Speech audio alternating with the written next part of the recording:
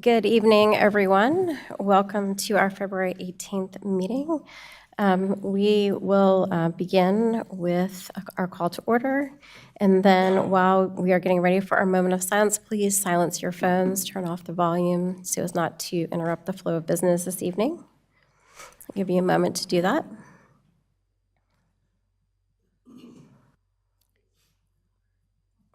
And then please join me for our moment of silence. Thank you.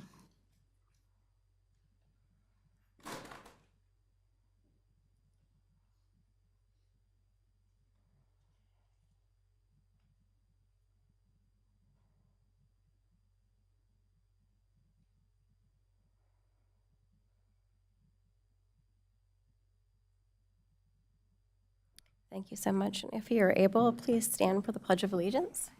I pledge allegiance to the flag of the United States of America and to the republic for which it stands, one nation, under God, indivisible, with liberty and justice for all. Mr. Smith, announcements? This evening. One of these is our annual planning workshop recap, which is quite a few bullet points, but I promise I won't read line by line. So the Town Board of Commissioners and staff met on January 30th and 31st for our annual planning workshop. And this is a time where we can come together and review goals and accomplishments from the previous year and plan ahead for the coming budget year. Up top, the town board said during the retreat that taxes will not be raised in the coming fiscal year. And crime in Huntersville is down. According to the Uniform Crime Reporting System presented by our police chief, there were 453 fewer crimes reported in Huntersville in the last year than in the previous year. We have tons of mobility and transportation projects in the works, from a pedestrian bridge crossing 73 to greenway projects that will connect downtown Huntersville to Birkdale Village. More information about all of those projects are on our website at huntersville.org. We also have a multitude of road and sidewalk projects in progress, including street resurfacing, completing connector roads, widening roads, adding turn lanes and traffic signals, building street extensions, and installing new sidewalks. And details on those projects are on our website as well. There are currently 17 NCDOT projects in progress around town, and we have a projects map on our website where you can find more details on all 17 projects. Next up is Parks and Recreation. Huntersville Athletic Park, North Mecklenburg Park, Richard Berry Park, and Bradford Park saw a combined total of more than 1.7 million visitors in the past fiscal year. And Parks and Recreation programs such as soccer, basketball, senior softball, baseball, and softball and volleyball continue to experience strong participation. Senior softball and our baseball and softball programs experienced a 29% and 13% increase respectively last year. Parks and Rec also completed several important projects, including Huntersville Athletic Park Turf Project, Abernathy Park improvements, North Mecklenburg Park Splash Pad, opening the Torrance Creek Tributary 2 Greenway, and improving the restrooms at Richard Berry Park. They also expanded the parking lot at that facility. Huntersville Fire Department stations responded to a combined total of 6,031 incidents in the previous year, and their average response time was 6 minutes and 35 seconds. HFD currently has 4 stations, with stations 1 and 2 being considered for replacement in the coming years, and a new station, Station 5, will be located on Rama Church Road, and planning and design for that station is expected to start in 2026, with the build and move-in date sometime in 2027. The planning department estimates that, including our ETJ, Huntersville is currently home to 69,521 residents, which makes us the 16th largest municipality in the state. And they estimate that we will have a population of 106,567 people by 2040. Zoning statistics from the planning department show that 15,723.9 acres of our total 40,521.6 acres are currently zoned as rural, and a total of 81.26% of our zoning districts are residential. And wrapping it all up here, the planning department is working on several long-range planning goals, including our Pottstown Community Preservation Plan, a small area plan for Northeast Huntersville, and a parking study and recommended text amendments or policies. The planning department is also working on a downtown corridor analysis and planning project, implementation of a VUNERF, which is a living street in downtown Huntersville, pursuing grant opportunities for trails and greenways, and conducting the Vision Zero Safety Action Plan for CRTPO. Next up, we have a lot of great HPD events coming up with our police department. On February 19th, they'll be at Coffee with a Cop at Waterbean Coffee from 11 a.m. to 1 p.m. On February 21st, they do High Five Fridays at Grand Oak Elementary, and that takes place from 7:20 a.m. to 8 a.m. And on February 22nd, North Mecklenburg Community Action Forum will be held at Ada Jenkins Center from 11 a.m. to 1 p.m. That is all for me. Any questions? Or any questions or anything to add? Okay, thank you so much. We are on to item number 6, public comments, requests, presentations. We will begin with our presentations. After that, we'll have our public comments. We'll start with Melissa Easley from CMS. Thank you for being here. Hi, good evening, everyone. So glad to be here today. Just to let everyone know, I'm Melissa Easley. I represent the north end of the district for CMS, and I'm here just to give you an overview of what's been going on with CMS to keep the town updated. I also want to make note that I do have a newsletter out every month that comes out and also has a also has a coffee chat with me, or a minute with Melissa that I call it, that is in various places around District 1 that is always open and welcome to anyone that would like to join us. So please follow my social media or shoot me an email if you're not on that email list. Our last one was in South Charlotte, so I'll have one in Huntersville coming up here soon. Once again, just like you guys had your board training, we had ours January 31st through Saturday, February 1st. This annual event allows the board to receive updates from CMS leadership, discuss critical topics, reset as a group, refresh on training, and discuss the year ahead. One of the most important discussions that we had was identifying our legislative agenda and our legislative priorities. And for me, the top of that is to advocate an 8% raise for our teachers and staff. This has been a huge issue. It's been something that we have been advocating for many years, and we are asking the towns and our community members to help us in that fight for teachers to get a across-the-board 8% raise, as well as our staff. They are considered two different levels, and so we want to make sure that our staff is taken care of because they are just as important as our schools, as our teachers. So any more information on that, I'm happy to reach out and talk to anybody. We had items that carried over from last year, such as our calendar flexibility, allowing us to start earlier in August and ending in May. And we also added some new things, such as this, we wanted to know more about the state direction of AI and how that's going to be used in our education, as well as creating new licenses for bus drivers. Currently, this is a huge hurdle that we have to do with getting our buses having qualified bus drivers. They currently need to have a CDL license, and that's state required. But yet, a bus driver doesn't necessarily need the CDL, the amount of CDL training, and on top of that, we cannot compete with the trucking companies that are around that can pay a lot more than CMS can. So we want a separate designation that would be a little bit more tailored to our bus drivers, and we think that will help us get more bus drivers, which then will shorten our route times. So those are things that we are really focusing on going into the legislative agenda.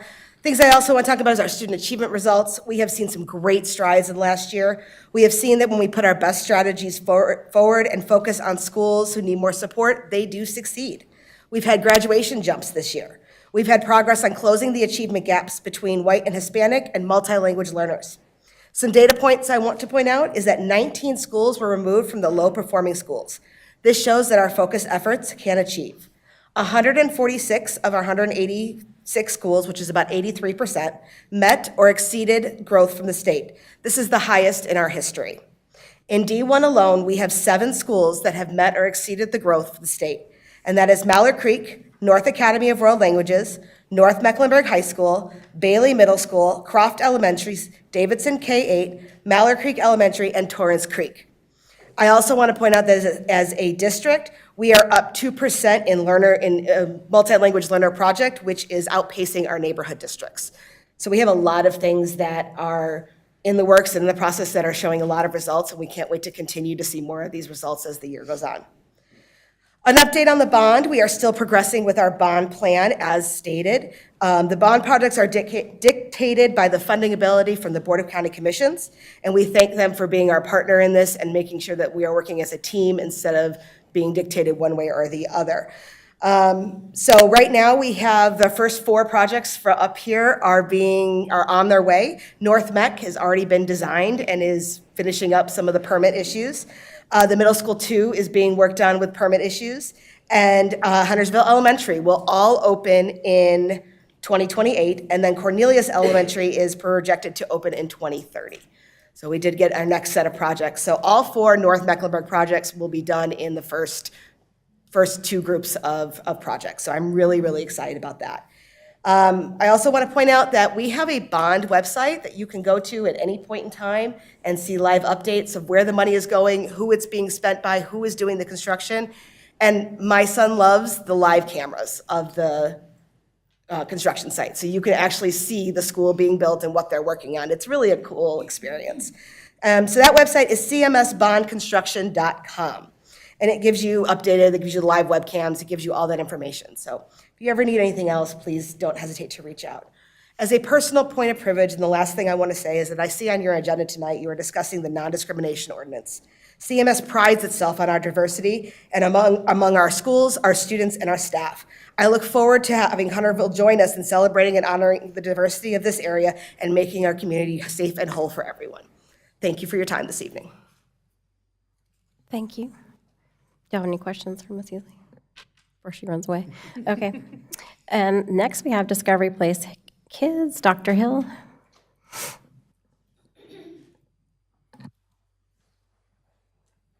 there. How are y'all? Good evening. Thank you so much for having us here today to talk to you, Mayor, Town Manager, our esteemed commissioners, and community members. My name is Dr. Nikki Hill, and I'm the Chief Learning Officer representing Discovery Place Kids Huntersville. And I want to take this opportunity to let you know all of the great things that are happening currently at Discovery Place Kids Huntersville. 15 years ago, discussions were held about where Discovery Place would build their very first children's museum in North Mecklenburg. You had the foresight to build this beautiful building and parking deck that we currently share with you, right here in the heart of downtown Huntersville. Our partnership with you is so important, not only because your children's museum has welcomed over 2 million visitors since we opened in 2010, but because we have grown to be a part of this community, your community, and we are very grateful for the support that you continue to provide us. Every day, I have the privilege of walking through Discovery Place Kids Huntersville, and I see the magic of all of the children that we get to see every day. Just last week, I watched a toddler take their very first steps in our museum, surrounded by laughter, encouragement, all that sound of joy stuff that you love to hear. All of this happens in a space designed specifically for learning right here in your community. Moments like these remind us why the early years are so critical and why I love doing what I do every day. Early childhood is when children develop the foundational skills that will shape their future: language, problem solving, creativity, and the ability to connect with others. These years don't just happen for school, they happen for life. And at Discovery Place Kids, we take that responsibility very seriously. Every inch of Discovery Place Kids Huntersville is built with intention, crafted by early childhood experts and exhibit designers to create a hands-on learning environment that sparks curiosity and growth. It's true that Discovery Place Kids Huntersville is incredibly fun, but it's also a carefully curated learning environment. From science and engineering to building structures and exploring art, children's museums provide a safe and stimulating environment where kids can learn at their own place in their own way. Those 5- and 6-year-olds who came through the doors when we first opened in 2010, guess where they are right now? They're driving, and they're out, and they're living life right here in Huntersville. Discovery Place is proud to be a part of such a thriving community where we have celebrated thousands of birthdays and witnessed so many milestones in a child's life. And I'm pretty sure that the next 15 years are going to be that special. We have a short video for you to see just what's going on in Huntersville today. There's no sound, I've been told, but the pictures are very nice. So I can sing if you would like for me to.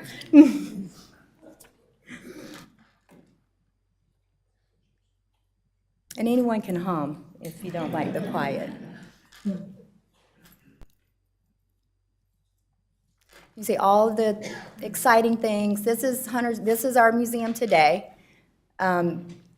Kids create their own opportunities, their own memories, and they just have a great time. And if you look at it, you can see that we pay homage to Huntersville, and that's what we seek to do for our future as well.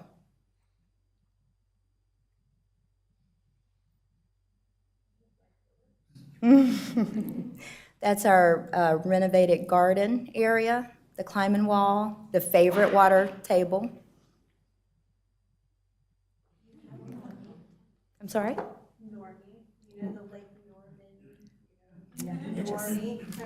That's a good idea. I have to remember that one.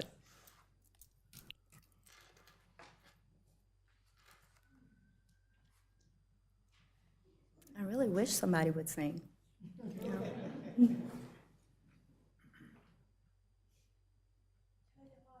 There you go. There we go. So if you haven't come to visit us in a long time, it really is now that you need to come and see us. I'm sure that most of you know, and I can advance that. I'm sure that most of you know that we are a nonprofit organization, specifically in hands-on learning and child development. Fun fact, back in 2010, Discovery Place Kids Huntersville was only expected to serve 75,000 people, and that was how the museum was built, up to 75,000. That first year, we welcomed over 200,000 visitors in the very first year, and every year since then, we've had between 175,000 and 200,000 visitors walk through our doors. Another interesting part of this fact is that in Huntersville, we have 4,334 member households alone. We are so grateful to all of our community partnerships that we have developed over the years. Through partnerships, we were able to serve even more children and families to make a bigger impact. Last year, we served 3,000 children through program partnerships from right here inside your community.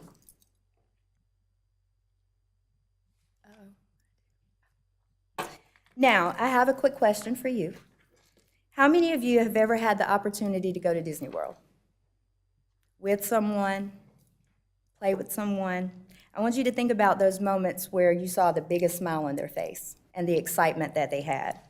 Believe it or not, a lot of times children's museums serve that same purpose as a Disney World. A lot of our kids will never have the opportunity to go to Disney or any place like that. And so Discovery Place Kids Huntersville is a Disney World to a lot of our kids. That's where our economic accessibility program comes in. Because of that, we want to make sure that every child, every family has the opportunity to experience that awe, to receive that excitement, and to know that there's something there just for them. In 2015, we launched the program Welcome, which is our economic accessibility program. And right here in Huntersville alone, over 21,000 children and families have visited through that program. And since 2015, over 190,000 welcome visitors have experienced Discovery Place Kids Huntersville. This program is designed to pay for a family on WIC, SNAP, or Medicaid to pay just $3 admission fee to make sure that we don't have any economic barriers standing in the way of anyone wanting to experience the joy of learning with us. You saw the video, and these are a couple of pictures of what Discovery Place Kids Huntersville looks like today. Very exciting. We'll be 15 years old in October. Looking forward to another 15 years right here in Huntersville. In 2023, Discovery Place Kids Huntersville hosted a series of community conversations to gain insight from those that matter most: families, teachers, community partners, donors, supporters, and of course, we also asked the children. These conversations serve as a roadmap to guide us as we reimagine the next generation of Discovery Place Kids Huntersville. From those conversations, we have identified several goals that we aim to accomplish. One, a dedicated STEM exhibit area experience throughout the museum by creating a dedicated STEM and art space to provide learning experience for an older elementary and middle school student, integrate character education and literacy throughout the museum, and create opportunities for multi-generational and intergenerational learning. And we also hope to incorporate the character education and literacy throughout the museum.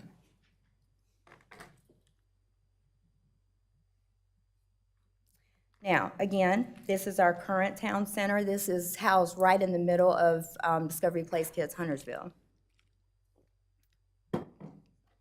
And this is what we hope to bring to your town as a future town center. The centerpiece of Discovery Place Kids Huntersville renovation is reimagining and a redesign of the entire town center. While children have always loved challenging themselves physically on the climbing structure, this experience will allow them to practice fine and gross motor skills and engage in more cognitive and social-emotional learning experiences. The interesting thing about this climbing experience is that it combines everything that we see around us right here in the town of Huntersville. In our very backyard, we have construction going on all the time, and kids are enamored with the construction opportunities. This climbing experience is going to actually be about construction and about Huntersville, and also about bringing community together. The construction activities are designed to encourage collaboration, creativity, and problem solving, and we also hope to bring real-life Huntersville community storytellers sharing information about how our community works right there in our future town center. Can you just see all of your kids loving that? I can. Back in 2007, Discovery Place raised $3.1 million to open this location in 2010, and today we will invest over $3 million to renew the exhibits and experiences to also include that town center. And we hope to at least touch about 97% of the exhibits in our current museum. Now, I've had the opportunity to share the data and all of the fun and exciting things that are happening at Discovery Place Kids Huntersville, but I do have a request. As we begin to plan for our future and investing over $3 million back into Discovery Place Kids Huntersville, we want to make an even bigger impact into the community. Today, we ask for your consideration in allowing Discovery Place Kids Huntersville to utilize vacant space on the 3rd floor of our current building once no longer occupied by the town. Currently, our administrative offices are located on the 2nd floor. These spaces are currently not sufficient for the operations at Discovery Place Kids Huntersville. As a reminder, when it was first built in 2007 to 2010, we opened for 75,000 people alone. And this year, we plan to see between 150 and 175,000 people walking through the door. We are projected to see even more than that from that first year. With the additional space, we would move all of our administrative offices to the 3rd floor and gain additional office space for the growing operations of Discovery Place Kids Huntersville. With the existing administrative office space on the 2nd floor, we would expand our exhibit footprint and classroom space to provide additional experiences and programs to serve an even broader audience and deepen our impact within the community and further enhance our role as a vital educational and socioeconomic asset to Huntersville. The town of Huntersville is a thriving community. Over the past 20 years, the population has grown by 143%. A big driver of that growth is the quality of life that this town has to offer. This is just a quick glance at a concept idea that this shows our 2nd floor, and this is the yellow space shows where we would locate the STEM exhibits.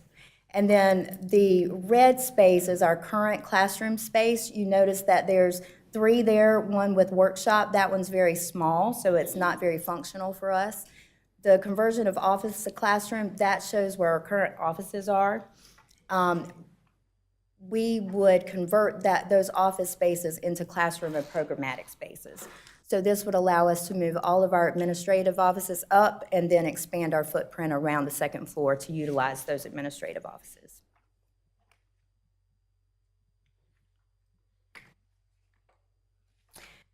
This is a quick snapshot of a concept rendering that we have regarding the 2nd floor, and these are some of the exhibit types that we would like to put up there. The Story Lab is designed for a younger audience, 8 and younger. There are also components there that an older elementary, younger middle student could participate in. This area is all about STEM, character education, character development, and bridging literacy and math together. So it's a combined exhibit space. The other side over here with the robots is robots. It's the STEM component where we would engage our older audience, the upper elementary, middle, and young high school students. I will let you know, though, that we are not trying to make our 1st floor, where all of our littles go and participate, we are not going to commingle the group. So, that was a question that I wanted to make sure that no one thought that we were going to do that. There's a process that we would go through to make sure that the older kids receiving the programs on STEM-related activities were not on the lower floor with the smaller kids.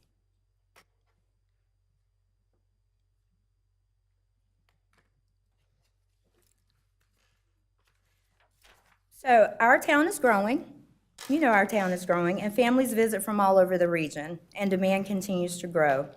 We want to offer more programs, more experiences, and more opportunities for children. It's time to revitalize Discovery Place Kids Huntersville to support our growing population, impact STEM and early childhood education and student achievement, improving opportunities for all children, and stimulate the continued development of quality of life assets in Huntersville to be a place people want to live. Dr. Tangela Williams, the Assistant Superintendent for this area for CMS, could not be with us tonight. However, she did share a quote that she wanted me to share with you. With the support of Huntersville Town Commissioners, we can enhance our ability to engage students of all ages, extending our reach and impact within the community. By supporting the use of the additional space, our partnership can expand the age range of the exhibits and programs that will provide young learners and even more opportunities to explore the wonders of science, technology, engineering, and mathematics, setting the stage for the next generation of innovators and problem solvers.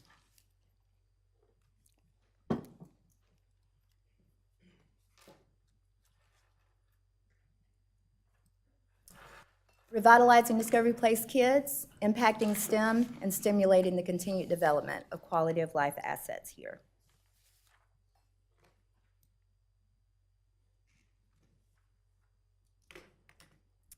We are so excited to have been able to share all of these wonderful experiences with all of these kids and all of these families in Huntersville. Currently, Huntersville serves more than 1/3 of all households in Huntersville with children ages 9 and younger. And we have more than 4,000 member families. In 2024, those members made more than 71,000 visits to Huntersville alone. Today, we are here to thank you. Nope. In 2024, we welcomed visitors. I'm not thanking you yet, so hold on. In 2024, we welcomed visitors from all 50 states and 84 counties in North Carolina. And 49% of Discovery Place Kids Huntersville visitors are from more than 20 miles away, with an average visit of about 2.5 hours. These thousands of visiting families are staying for lunch and more, and hopefully getting gas and all of those great things. Again, we are very excited for all of the opportunities that you have allowed us to participate in Huntersville, and we hope that the next 15 years will bring just as many opportunities for growth for our kids and for our families. I am going to ask Catherine Horn, our President and CEO of Discovery Place, to join me for questions if you have any. Yep. Commissioner Rivers? Dr. Hill, you mentioned expanding, of course, and the Discovery Place Kids is a nonprofit organization. Are you seeking funding or just space? We are currently seeking funding. I meant space. No, that's right. No, we are not seeking funding. We are only asking for space. The opportunity for us to utilize the space is very valuable to us.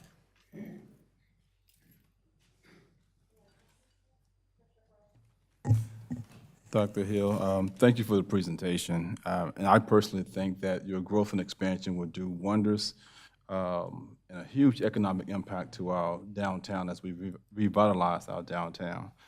You mentioned something about you raised $3.1 million for your growth or your build out. Will that be from reserves or part of your capital campaign? So we have been fortunate, even with COVID in the midst of this first tenure, to be able to reserve funds that were first generated from the economic investment of our visitors and members here, so that we have working capital to begin to invest in these new exhibits and to expand the age that we serve. Thank you. Commissioner Bergsman? Yeah, I believe the percentage, you said like 97% of exhibits will be, I think you said touched by this renovation. Can you expand on that a little bit more of what's going to change or improve or be different about the current exhibits other than the town center section? Absolutely. So we are, we're going through concept drawings right now and understanding what the town wants from our community conversations. We are looking at expanding the grocery store. That is one of the most loved exhibits in our space. The cafe will get a new look about it. We want it to resemble something here in Huntersville. So I'm not going to give out all the secrets. But when we say that we want to pay homage to the community, that's exactly what we want to do with inside that museum. It becomes a place where our younger audience can have a town of their own. And when they walk in, that's what it's going to feel like. The new town center, very welcoming to all ages, and a lot of developmental milestone areas. The toddler area will be removed from the front of the museum and put in a different space to utilize space a little bit better. You will see I'm trying not to give away too much here. There will be a new exhibit area in there about transportation. I can say transportation. What else can I say? The bank will go away. We'll give you a lot to look forward to. There you go. I mean, I could just tell you, but it's going to be impressive. And my only other question was, do you have a timeline in mind already of how that would progress, not taking into account the expansion and possible expansion? Right. So as we know, construction always, it has its own schedule. But we're looking at fall, late 26, early 27. So one of the things that we've done is to really pay attention to when the museum's visitation demand is the greatest and tried to avoid that. And so in our business, and as many of you know, we have 4 museums plus some and in the Charlotte region. And so we really understand what happens between Thanksgiving and Christmas, not unlike what retail is doing as well. But in our case, it's the early fall where everyone is sort of getting back into school, they're getting back into their rhythm, and things do slow down a little bit for us. And so it's when we do a lot of training and exhibit repair. But in this case, we will be taking that period of time in the fall of 2026. It's hard to work in the future sometimes. In 26, to be able to make those modifications and to do it in the shortest possible time.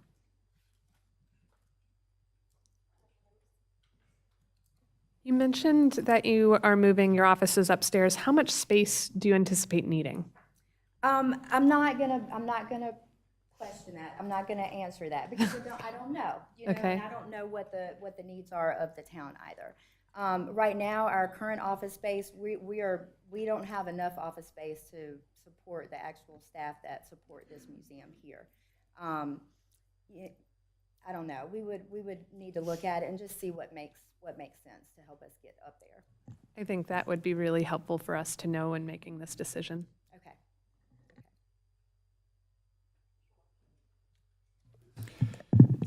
People who know me know I'm a money's person, but so you mentioned, I know that part of the second floor you guys don't currently have, so you're asking for the space there also, right? The second floor we currently have. Like the storage area and, yeah. No, not, the class, no, we do not have that. Right, and then asking for some additional space on the third floor. Right now, our debt service on that building is $564,000 a year.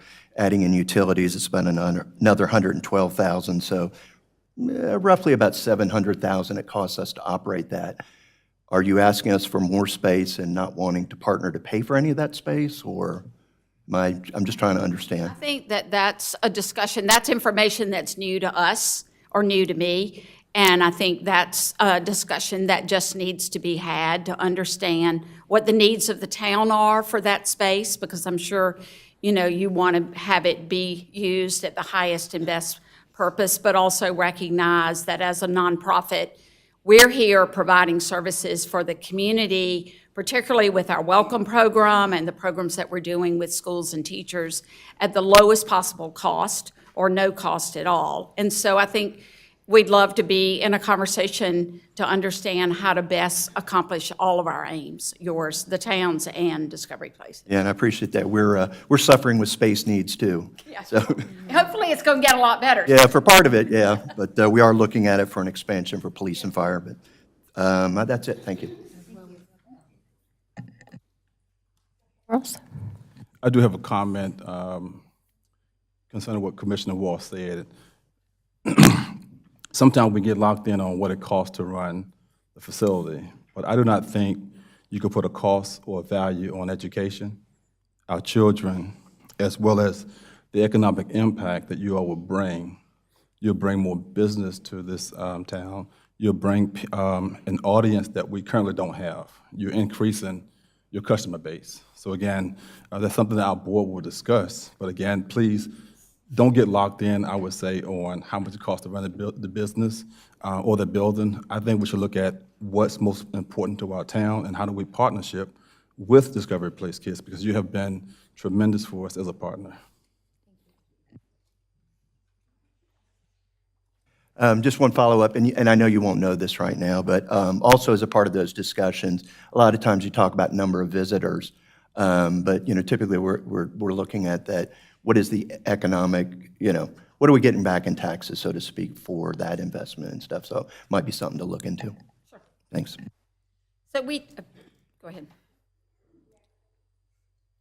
Can you tell us a little bit more about the STEM section? It looked like maybe robotics, but can you explain what that will look like? So we're hoping that on the second floor, we'll bring in all of the STEM components. So robotics, technology, engineering ideas. There will be opportunities for kids to create things on their own, maker space that has, real tools, opportunities for kids to really understand, what the standards are in classroom. Because any programs that we do, we also go to the standards to make sure that they're matching. That opportunity will allow us to support the older elementary, middle school students within their context. There's not a lot of things that are offered around the STEM area, especially here in Huntersville. That was something that we were told over and over again that would be really important in this space. But you'll see a lot of robots, technology, a lot of activities. Sure, okay. And then would you be willing to partner with our Environmental Sustainability Committee to provide events and educational opportunities in town, like outside of the museum? We already met with her. Okay. We met with her about a month ago. Yes, we have an environmental sustainability initiative for Discovery Place, and we look to expand that out here to Huntersville too. Absolutely. Like an event in the community or in the museum? Either one. Both. Okay. Okay, thanks. Absolutely. Board, any other questions? All right, thank you. Just So, have one last thing. one last thing. Yeah. Yes. And I think I have some elves in the audience before. We have some allies, I think, but we want to promise you that we're going to knock your socks off. And so we brought socks. I don't know whether our audience and the number of socks meshes, but there are socks, hopefully, for everyone. And we want to present them to the commissioners. They are adult size socks. I don't know about the gentlemen. If you wear a size 13, we might be lost. But we'll do something. And you may know that this rocket ship is really, I think, an emblem of the importance of launching our children to their best possible and highest best selves through Discovery Place Kids Huntersville. So thank you so much for the great partnership that we've had for the last 11 years. Anybody need a pair of socks? Yeah. That is awesome. Yeah. So there are, I think the socks will be outside at the end of the meeting, so y'all please do not act like civilized adults. Don't push other people out of the way. And thank you so much. Let me get Nikki's stuff. Thank you.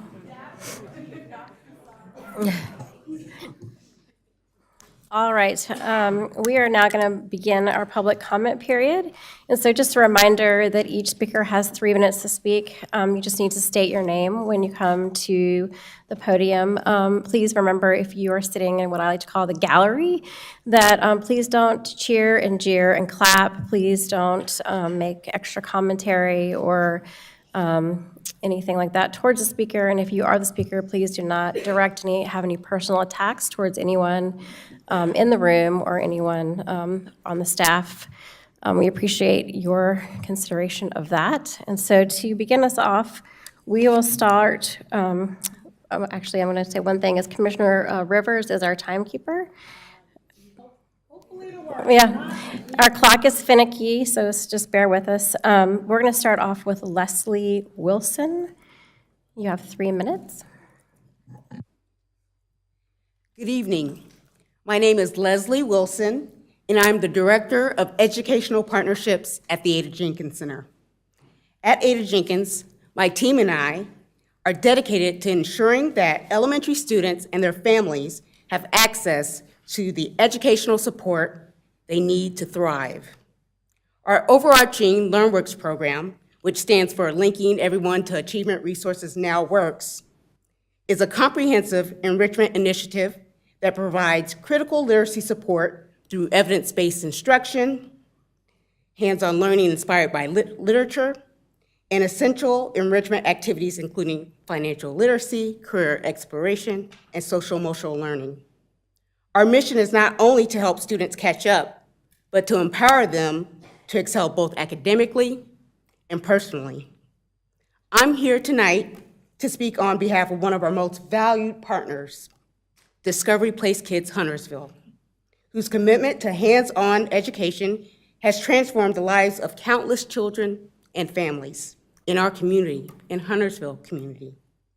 For the past 15 years, Discovery Place Kids Huntersville has enriched the lives of our kindergarten through 2nd grade students through engaging field trips that foster curiosity, creativity, and learning.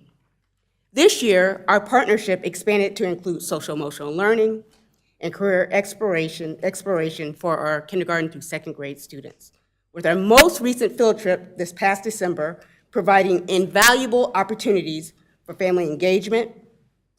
Parents and guardians left not only with cherished memories, but also with the practical strategies to support their children, their well-being, and interests at home. At LearnWorks, we serve kindergarten through 5th grade. We keep asking Discovery Place Kids Huntersville for more content experiences for older students, and Discovery Place Kids Huntersville listened. They understand the critical need for older children to have access to enriching educational experiences that ignite their passions and shape their futures.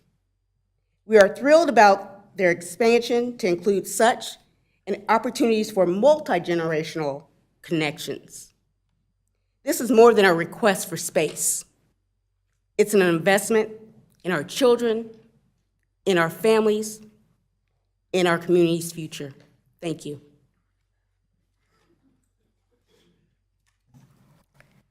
John Foster, you're next.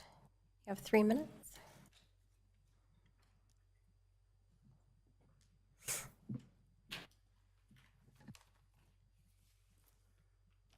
Good evening. My name is John Foster, and I'm a resident of Huntersville.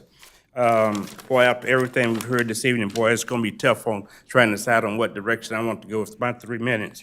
You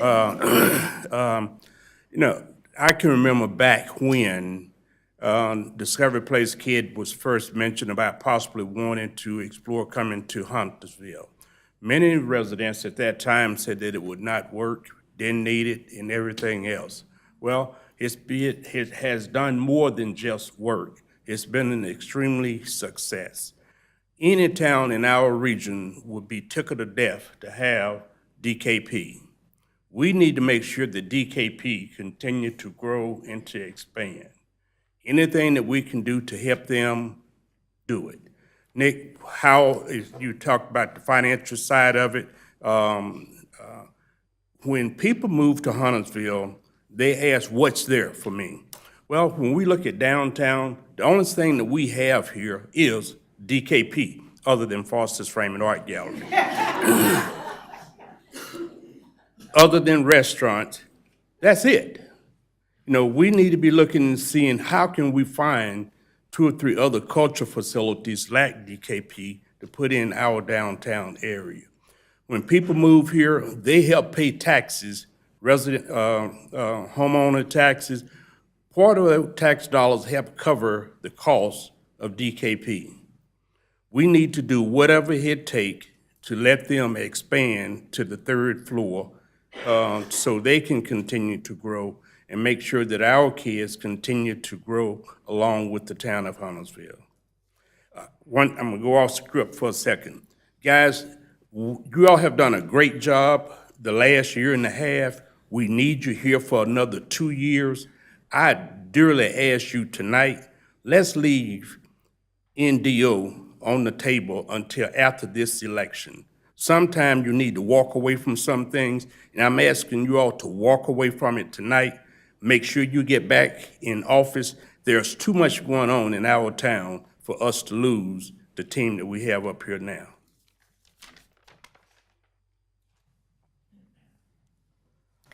Next is Elise Demeter.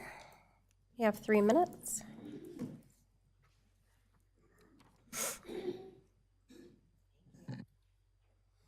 Good evening.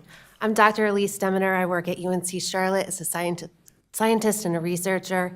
I'm a resident of Huntersville here, and most importantly for tonight, I am a mom to 2 boys, 7 and 10 years of age. We have been members at Discovery Place Kids for years. We used to drive from Harrisburg here. They're not kidding when people say they come from all over. We used to drive here. When we moved to Huntersville in 2020, we've continued to be members of Discovery Place Kids. My children have also gone to their summer camps. And in 2023, my youngest was 6. He had a birthday party at Discovery Place Kids. And when we got to the party room, the staff who greeted us said, you know, we saw Daniel's name on the list, and we recognized it from his time in our summer camp programs. This was months before. And they said, you know, we pooled our personal funds, and we bought him a Lego set because we remember what a sweet and kind camper he was. And we just want to make sure that he has the best birthday here with us today possible. And I think that shows you how much above and beyond they go. Their customer service is unparalleled. And so I'm really excited when I heard that they were interested in expanding their offerings for upper elementary, middle, and even high schoolers. I told you my boys are 7 and 10. This is for them, and I could not be more thrilled. My youngest, he's a future engineer. He is going to love that robotics exhibit. We want to go to Discovery Place Kids. We want to walk across the street, have pizza at Slice House. We want to hit up the Growers Market on Saturday mornings and come over to Discovery Place Kids, right? We want to go see John at your frame shop. My kids love your store. This is a way that we can enhance our downtown, enhance our offerings. If you don't have young children, you might not know that that place is slammed. It is slammed there. And I am all too aware that while we're serving our young children so well, expanding the age range is extremely powerful. We would love to continue to go to Discovery Place Kids for many more years to come, and so I really hope that this gets passed. Thank you all for your time. Thank you very much. Jacqueline Jewell, you're next. You have 3 minutes.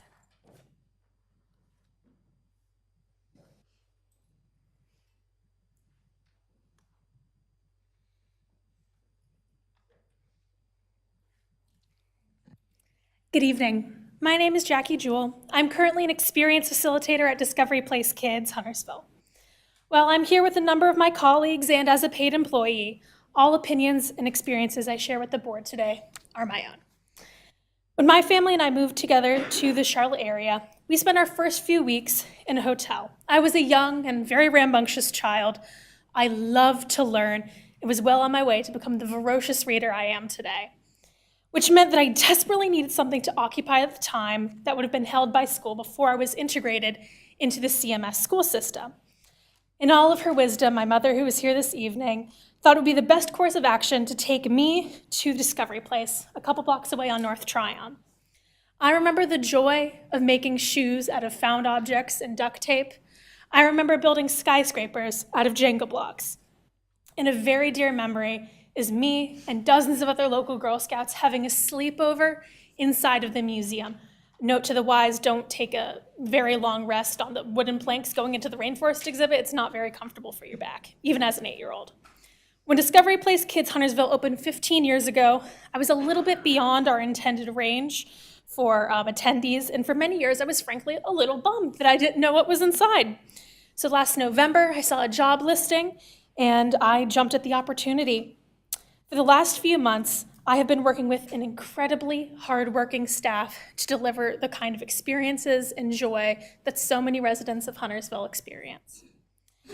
When it was brought to my attention we were looking to expand the footprint of our museum to better serve kids in middle and high school, I was immediately on board. At the core, because I was that middle schooler, I was that high schooler, the interest in STEAM, I was looking for a place that was non-judgmental and local to nurture those passions. In preparation for addressing the board today, I wandered over to the overarching Discovery Place website for some inspiration. Navigating to our history page, I found something that struck a chord with me. We continue to be a destination for families to enjoy fun-filled, interactive experiences that encourage curiosity, creativity, and a lifelong love of learning. I want to draw your attention to destination. We're a member of the Association of Science and Technology Centers' Passport program. It is a robust initiative that incentivizes free, reciprocal, general admission for members that travel over a radius of 90 miles to attend our museums. We see lots of families from out of town visiting grandparents and vice versa, and we have a very loyal base of customers that travel from every single bordering state of North Carolina to attend our museum. Earlier this week, I greeted a family that confided in me that they drove from Georgia very early that morning just to hang out with us that morning. Discovery Place Kids is a major draw for Huntersville. I can't tell you how many times I have cleaned up pizza boxes from the Slice House in the Comfort Corner, and how many times that I have seen people. That's your time, Ms. Jewell. Thank you. Thank you so much. Ms. B.J. Caldwell. Oh, is she in here? Oh, there she is.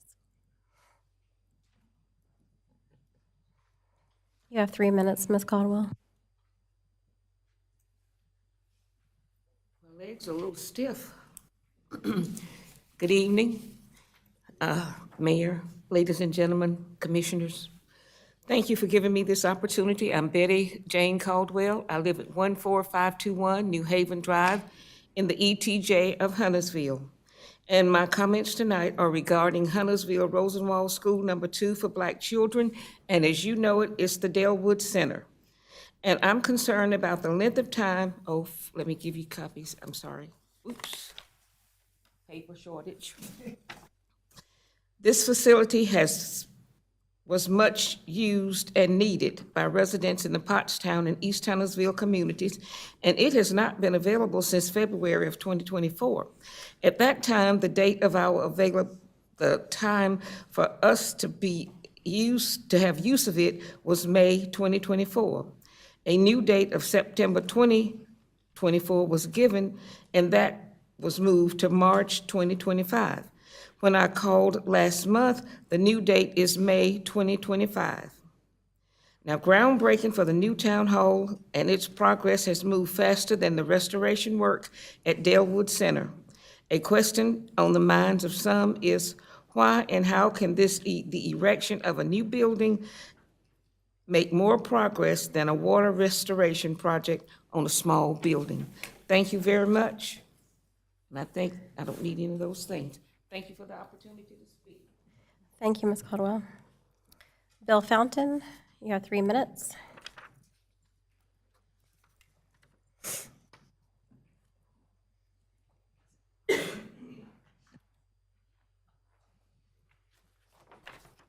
Hello, fellow citizens. I'm Bill Fountain, a retired lieutenant colonel, business manager, and a teacher.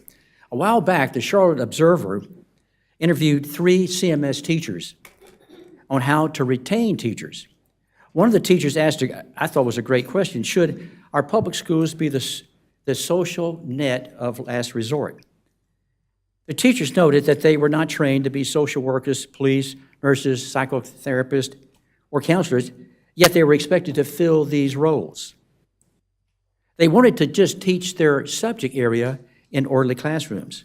So schools should be sites where intellectual workers, i.e. teachers, create a dynamic learning environment which supplement but not replace the family in helping young people discover, question, and create. Yes, to learn how to think, but not what to think. I'm not saying that shouldn't be, a social net isn't necessary, but why place this burden on teachers' shoulders? It appears that the previous school boards lost sight of the main purpose, and that is to prepare students to be career and college ready. Now, could it be that they focused a little bit too much on social engineering?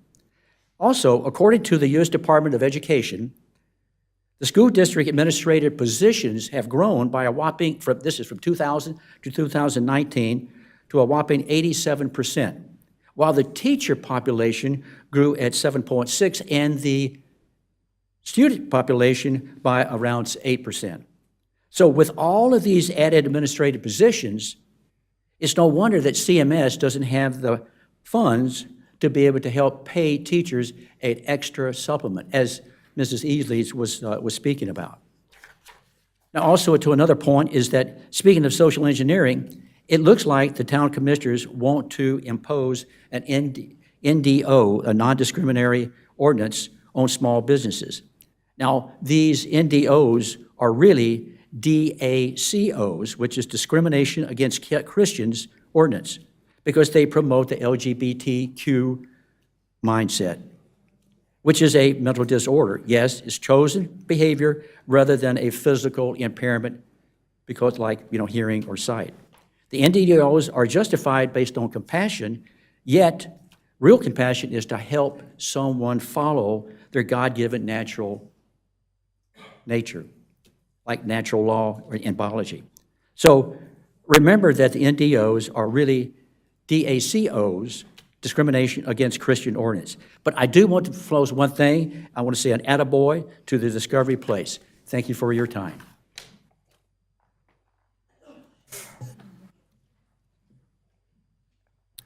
Next, we have Robert, can't read it, Jacadius. You have 3 minutes.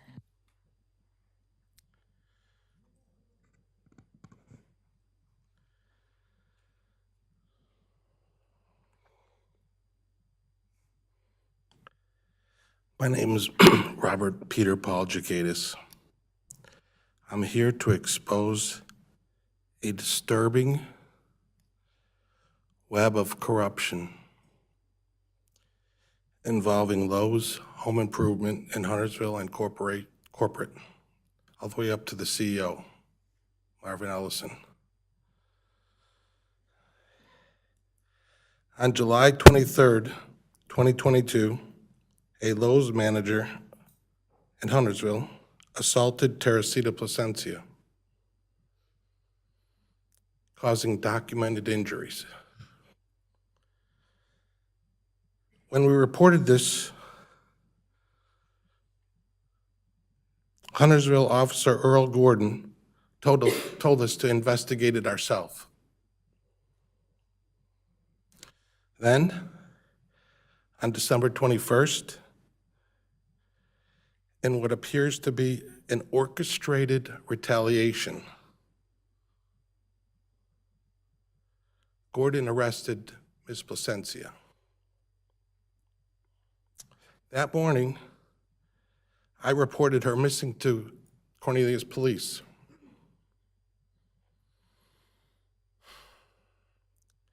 They made me wait 2 hours before revealing she had been arrested by the same officer who refused to investigate her assault. Even more troubling, we've discovered Cornelius Police Sergeant Matthew Ferrucci was simultaneously working as a Lowe's HR investigator during this period.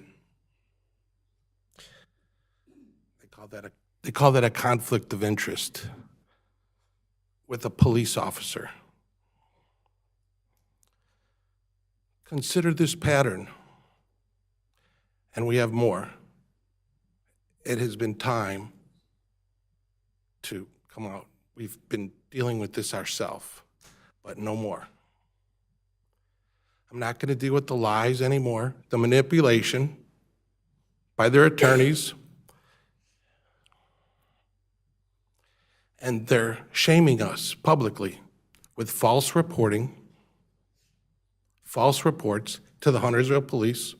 Chief's here, making up reports. May I continue? That's your 3 minutes. I'm sorry. We have over 40 speakers tonight. It's a pattern of Sir. police refusing to investigate an assault. Thank you. Next, we have Teresita Placencia. You also have 3 minutes.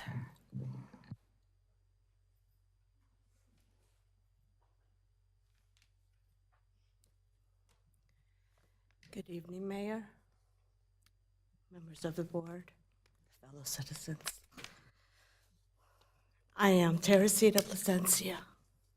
If you visited the Huntersville Lowe's, you would know me as Terry. I assisted as an employee in the home decor department after being a head cashier, manager, supervisor at the front end. Never a conflict, never a problem.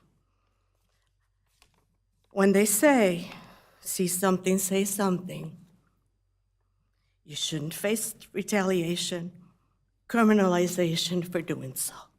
That's why people don't speak up. I'm old today. First time I stood before you was October 15th, 2024, my 63rd birthday. And I briefly let you know that I do not have a criminal history. I've had but 2 driving tickets in almost 50 years of driving. I am a 40-year paralegal. I have always worked on my own, funded myself, to help people who couldn't help themselves. From a domestic violence court advocate, giving abused women orders of protection. I translate English, Spanish, Italian for individuals who cannot defend themselves enough. I've always represented the people who cannot defend themselves. Today, that is me.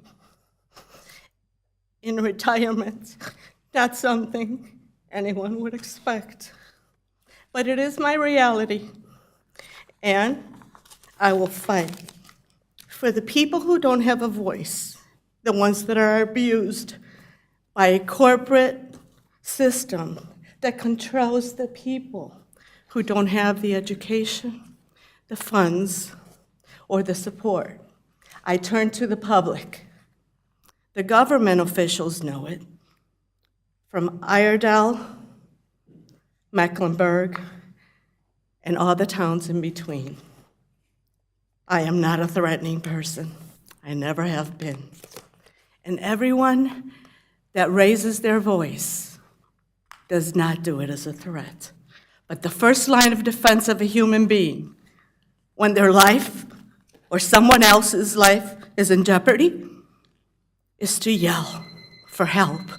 Ms. Palencia, that's your time. Thank you. I pray. Thank you.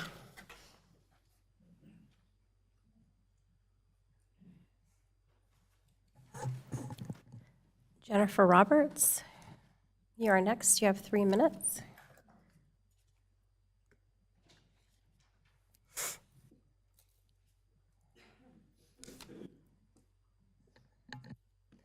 Well, hello, council members and Huntersville folks, and hello, community. I'm Jennifer Roberts.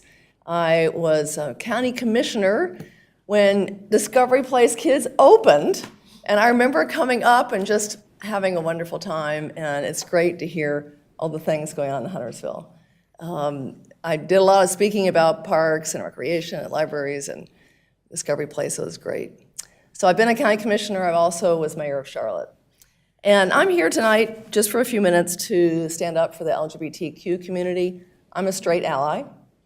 And I know a lot of my friends. I have service providers. I have doctors who are gay. And what I know is that they feel very threatened and harassed and bullied. When we did an NDO in Charlotte, we did a survey and found there were gay couples who were actually turned away from hotels because they walked in holding hands, same-sex couple, and the hotel didn't believe in them and turned them away. We did a survey. We had almost 200 responses. We heard people who were refused service at restaurants. Now, this was years ago. It still happens. And it's not an imposition to say, just treat people with dignity and respect. Just let them use your public accommodation. Don't judge them because you don't like their hairstyle, because discrimination on hairstyle is part of it too. But we're a welcoming community. We are compassion.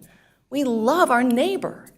That's what makes people love North Carolina. There are 21 other communities who've already done this, including Little Wendell, which is 9,700 residents. So even small communities can make a difference. And that's all the difference that we know. I know you're not voting on it tonight, you're gonna discuss it. That's great. Let's embrace those who are being targeted, those who are being left behind. Some of our children are part of that. They know that they're gay. They were born that way. They can't do anything about it. We should love them for who they are and embrace that. And that's all. I'm just here to speak on behalf of that community. I have friends in that community. You have colleagues in that community.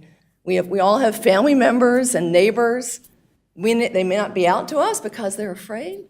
Let's just be welcoming. And you know what? Jesus never said anything about homosexuality. I know my Bible too. Anyway, y'all have a wonderful evening. Thanks for letting me speak. And I know your job is really hard. God bless you all. Thank you. Braxton Becoats. You have 3 minutes.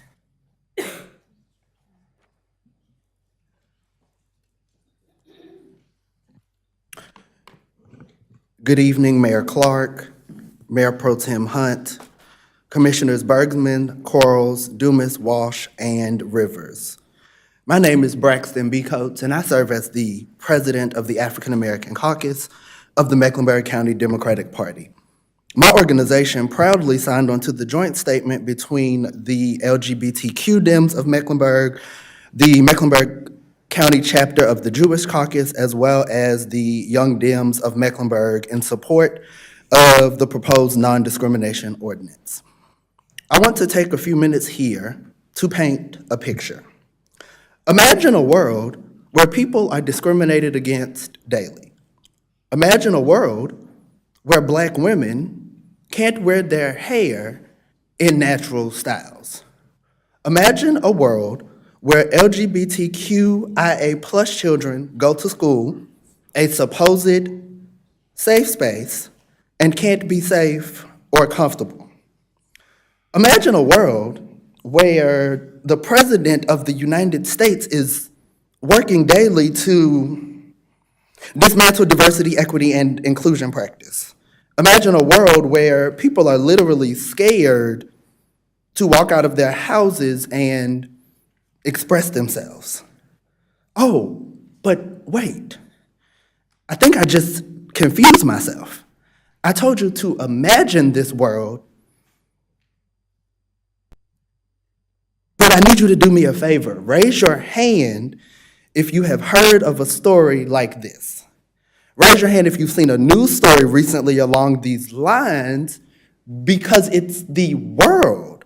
So to this end, this evening, I am going to ask the Huntersville Town Board of Commissioners to support the non-discrimination ordinance before you. Although this ordinance will not completely stop discrimination in Huntersville, it does make a statement. What is that statement, you ask? Huntersville is an affirming and accepting community. I'm certain that this statement is not a controversial statement. In my years of living, I have yet to find someone that doesn't want to live in an affirming community. Unfortunately, where national and state leaders lack the courage, it is up to our local leaders to pick up the slack. Remember that as you consider your position this evening.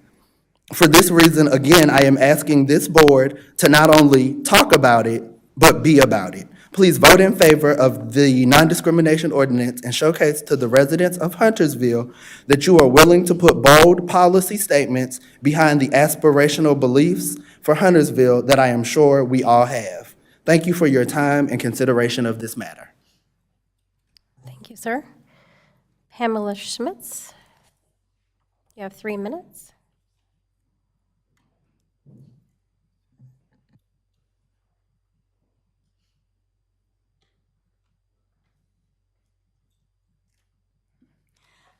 I'm Pamela Schmitz. I live at 15722 Sagefield Drive in Huntersville.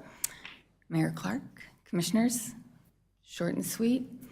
I know you have a lot of things to weigh with the non-discrimination ordinance. Lots of things to consider. I just want to thank you for considering this in the first place. In our world right now, there's so much anger, hurtful things being said to members of our community. I thank you for standing up and saying we need to discuss recognizing all the members of our community. I want to remind you that our kids are watching what you're doing. I know you have lots of considerations in this, but thank you for considering the NDO. Thank you. Lance Munger, you have 3 minutes.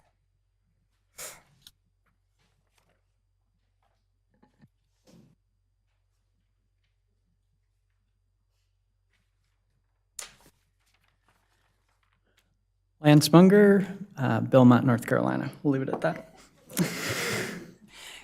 Good evening, Mayor Clark and commissioners. I am speaking tonight on behalf of the NDO. I consider myself to be an ally of it. Given our current political environment and the discussion we are having tonight, my thoughts turn to a particular poem written by Pastor Martin Niemöller that unfortunately I believe needs to be brought up once again. First they came for the communists, and I did not speak out because I was not a communist. Then they came for the socialists, and I did not speak out because I was not a socialist.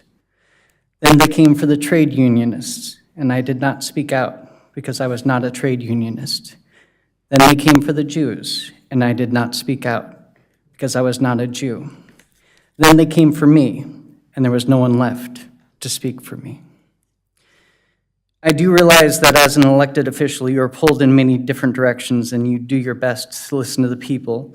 And when the majority of the people demand something, you'll be inclined to follow their directive.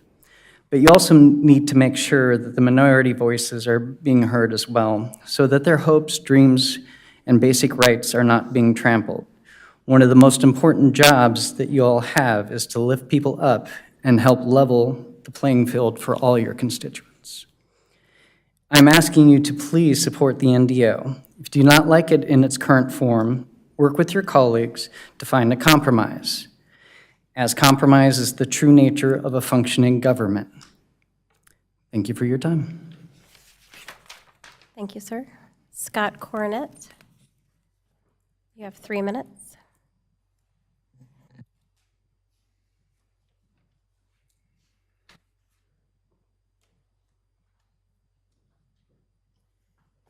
Hello there. Thank you for having me. My name is Scott Cornett, and I've lived in Huntersville for about 10 years. We love it here. I'm here to discuss about the NDO, and I just want to give you a little story. When we first moved here, we have a daughter, and we were scared to death every time we went to bring her to daycare, because we didn't know if that daycare would actually accept us, because we're a gay couple. So we would start out, when we interviewed them, saying, hey, we are gay. If this is a problem, just say you're full. And we had to look through quite a few before we actually found one, because they said they're religious institutions, so we weren't sure if we'd be accepted. From what I have read from this has nothing to do with doing anything to a church or any religious institutions. So I do say I wholeheartedly support this. I thank you so much for putting yourself out there and supporting the minorities. I know myself, I feel kind of scared in this environment. And I think you guys stepping up and kind of taking charge and showing us that you care really means a lot. And I voted for many of you, so I really appreciate everything you've done for us. So with that, I'll just say thank you, and I'll be right with you in the next election. So thank you. Thank you, sir. Brianna Ronaldo. You have 3 minutes. Good evening, everyone. Thank you for taking the time to discuss the important topic this evening of the non-discrimination ordinance. Commissioners, I'm incredibly grateful for the work that you're doing to put forward an initiative like this. And as you said, my name is Brianna. I'm a Huntersville resident, active community member. I serve on the board of the Carolina Raptor Center. Please visit. And I'm an active member of a multicultural arts collective that brings education and performances to North Carolina. Professionally, though, I've worked in corporate and inclusion and culture for more than half of my career. And so far, I've done extensive work in corporate inclusion and how to build strong, sustainable company cultures. However, critically, I've learned through that work that words matter. Spoken, written, signed language are important because our intentions and values matter. An ordinance like this may seem like just a piece of paper, but it demonstrates a commitment to inclusion that I believe our community already possesses. And saying that, why do we need to formalize it? Well, I'm going to give you a little bit of the perspective from the data from my corporate experience. Given that experience, I've seen that business and social cases for non-discrimination policy and inclusive policy are incredibly strong. Data shows that the more inclusive a company is, and the more willing they are to hear opinions from people of all backgrounds, the more successful they are. Additionally, employees at companies with embedded policies around inclusion report a higher likelihood to remain at that company, as well as higher satisfaction rates on their annual company surveys. So Huntersville, incorporating policies that have been successful and profitable at corporate entities, is not only the right thing to do, but a smart thing to do. On a personal level, I'm Black, I'm a woman, I'm queer, and in about 6 months, I'll be a mother. I know what it means, and I know what it feels like to be marginalized. I know what it means to be underestimated, to be a minority. And I want my children to know that the town they're born into does care about their identity, not so that they can be excluded, but so that they can be honored and seen as valued for their background and perspective, like I think all of us should be. I also have a great amount of privilege. I was raised in a white family. I'm in a straight passing relationship, and I by no means am socioeconomically disadvantaged. And I'm currently able-bodied, and that makes me even more compelled to support initiatives like this one, because so many people I share identities with will never have the chance to speak up for it, and I'll speak up for it every time. So with that, I truly hope the non-discrimination ordinance passes, and I think it's the right thing to do for my family and for Huntersville. Thank you all. Ma'am. Samantha Bocook, you have 3 minutes. Hello, everybody. My name is Samantha Bocook. I'm a native Charlottean, though I don't sound like it. I've been in Huntersville for about 15 years, graduated from North Mech. I am the Director of Operations for a progressive voter mobilization firm, which is a lot, but there's a big reason of why I do what I do. I have a really wonderful Black grandmother. Her name is Doris Stith, and she taught me the importance of giving back to our community and advocating.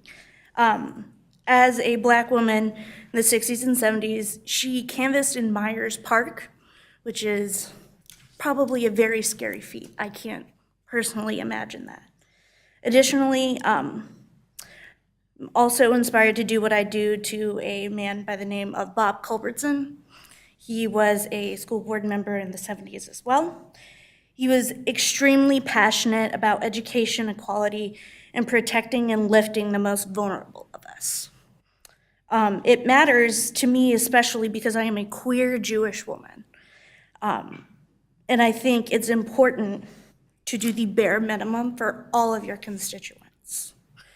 I do think that the NDO embodies integrity, which I define as the consciousness and morality in the absence of others. So no matter what it looks like, you do the right thing no matter what. And I'd like to end with two things. One is a quote. Throughout history, it has been the inaction of those who could have acted, the indifference of those who should have known better, and the silence of the voice of justice when it mattered most. That is what has made it possible for evil to triumph. That was Haile Selassie. I also think it's quite interesting that there are qualms about the NDO. I understand that it's not face level. I get that. But I think it's very interesting that you literally, on the screen, you have the NDO, essentially. Like, this is a safe place. Nobody can be discriminated against. Here, I just don't think it makes sense to not include the entire community of Huntersville. Thank you. Thank you. Hope Wiley, you have 3 minutes.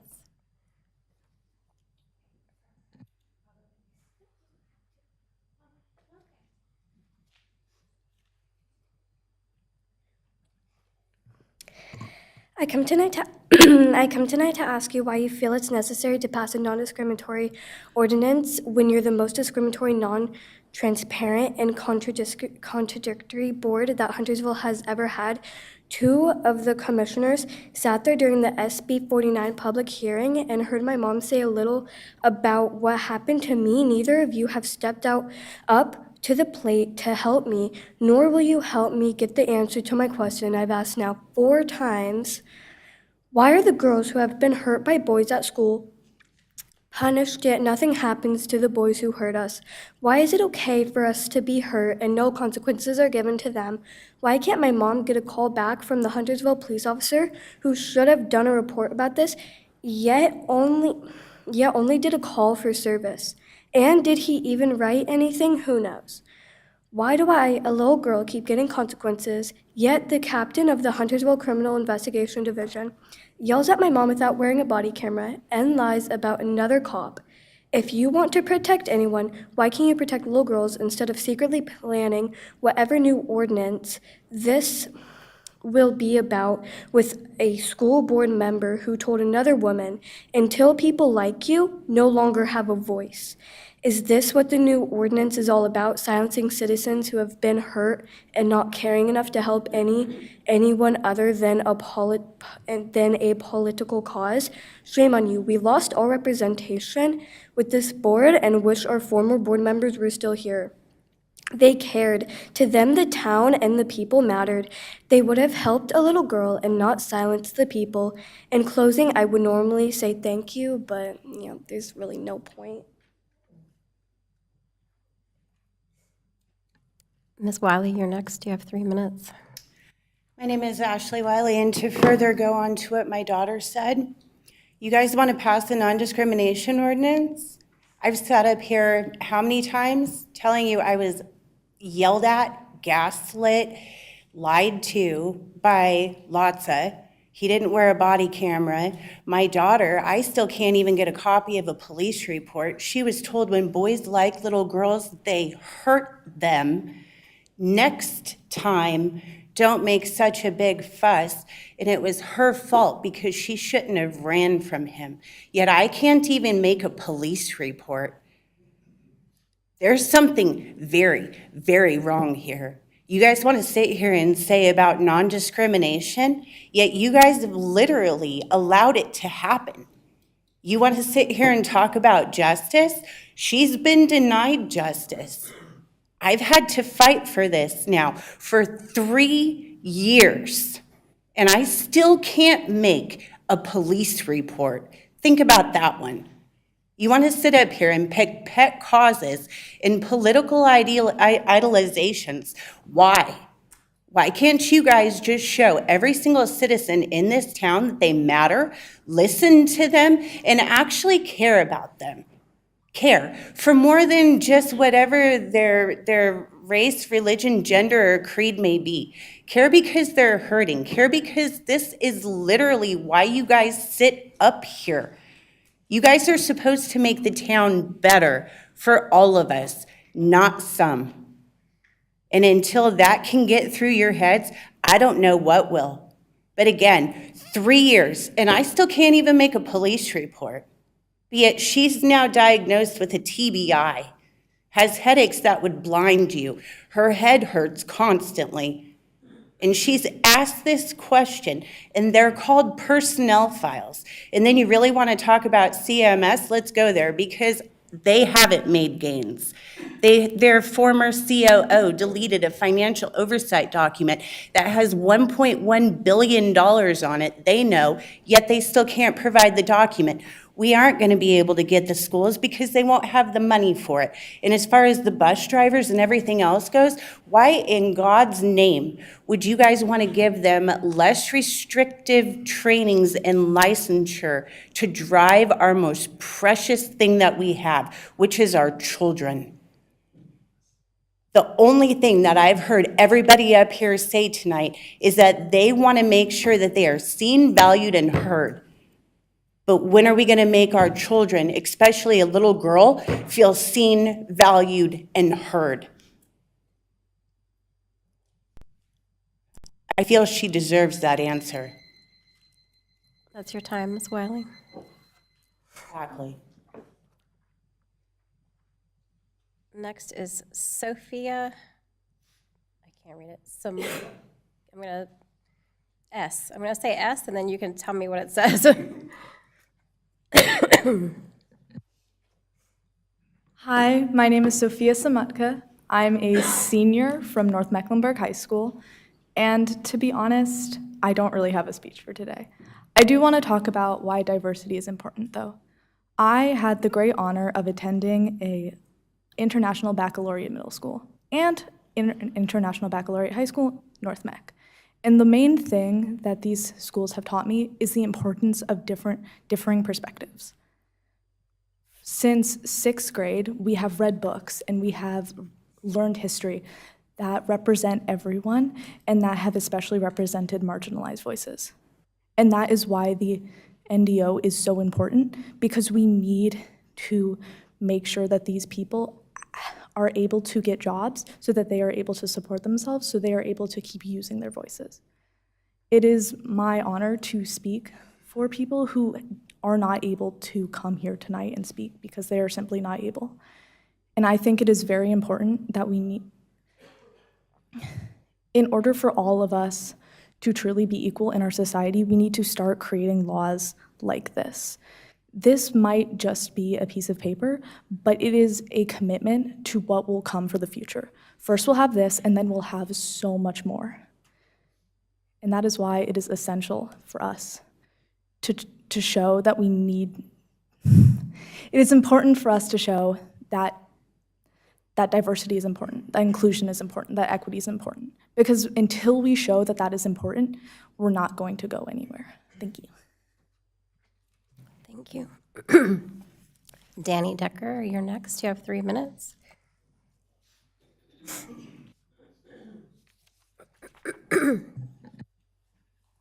Thank you. My name is Danny Decker, and I am asking you to pass the non-discrimination ordinance. So I live in Huntersville. I own a business in Huntersville with offices here and also in Charlotte. And I want to share 2 points from a business perspective.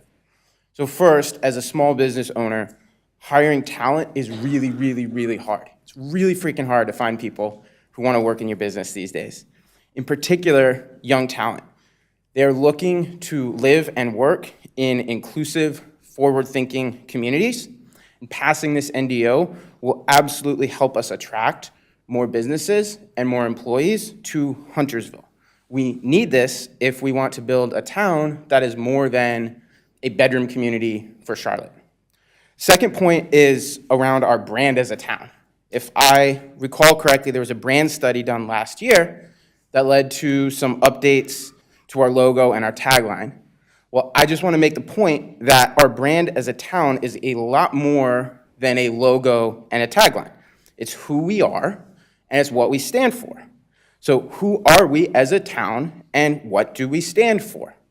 I want to live in a town that is inclusive, that is a place where everyone feels welcomed and valued for who they are as humans. So please pass this non-discrimination ordinance. Thank you. Thank you. Next is John Kosier, and then you have time from Leaf Storm. Leaf, can you just wave? Just wave. All right, you have 6 minutes. I won't take that long. My name is John Kosier, Mayor Clark, commissioners, and fellow residents. I stand before you today in support of the non-discrimination ordinance for Huntersville, one that ensures fairness, equality, and dignity for every person who calls or will call this town home. Huntersville is a growing, vibrant community built on values of respect, opportunity, and hard work. But as we grow, we must ask ourselves, are we doing enough to ensure all our neighbors, regardless of race, religion, gender, sexual orientation, disability, or background, are treated fairly and equally under the law? Unfortunately, without clear protections in place, many in our community still face discrimination in employment, housing, and public accommodations. That is not who we are. A non-discrimination ordinance is not about giving special rights to any one group. It's about ensuring equal rights for everyone. It's about guaranteeing that no one in Huntersville loses a job, a home, or access to public services simply because of who they are.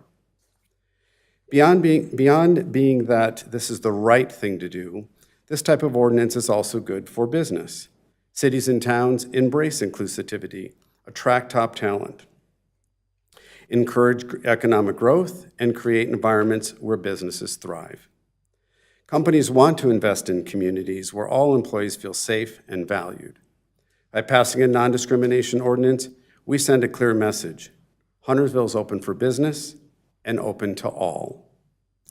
Some may argue that such protections are unnecessary or they infringe on personal beliefs. But fairness and equality are not political or partisan issues. They are American values. Protecting the rights of others does not take away your own. In fact, it strengthens us as a community, ensuring that everyone is treated with the respect they deserve. With the non-discrimination ordinance, we have the opportunity to take a stand for fairness, for dignity, and for the town future of Huntersville. Let's make sure that our town remains a place where everyone, no matter who they are, can live, work, and contribute without fear of discrimination. It is great to hear that we have a coalition from the African American Caucus of Mecklenburg County Democrat Party, Jewish Caucus of Mecklenburg County Democratic Party, Young Democrats of Mecklenburg County, and the LGBTQ+ Democrats of Mecklenburg County. They've all expressed their support for this passage of this non-discrimination ordinance here in Huntersville. I urge you to support a non-discrimination ordinance and to make Huntersville a model of inclusivity and respect. Thank you. Thank you, sir. Samantha Nevels. You have 3 minutes.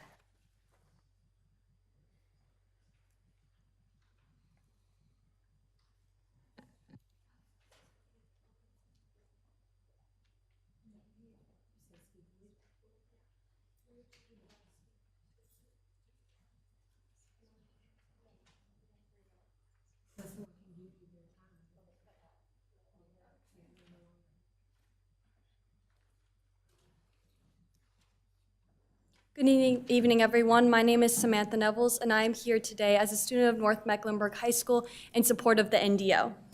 Before we begin, we'd like to thank you all for taking the time to be here today. Your presence indicates your commitment to the rights of every person in this city, and we are very grateful for that.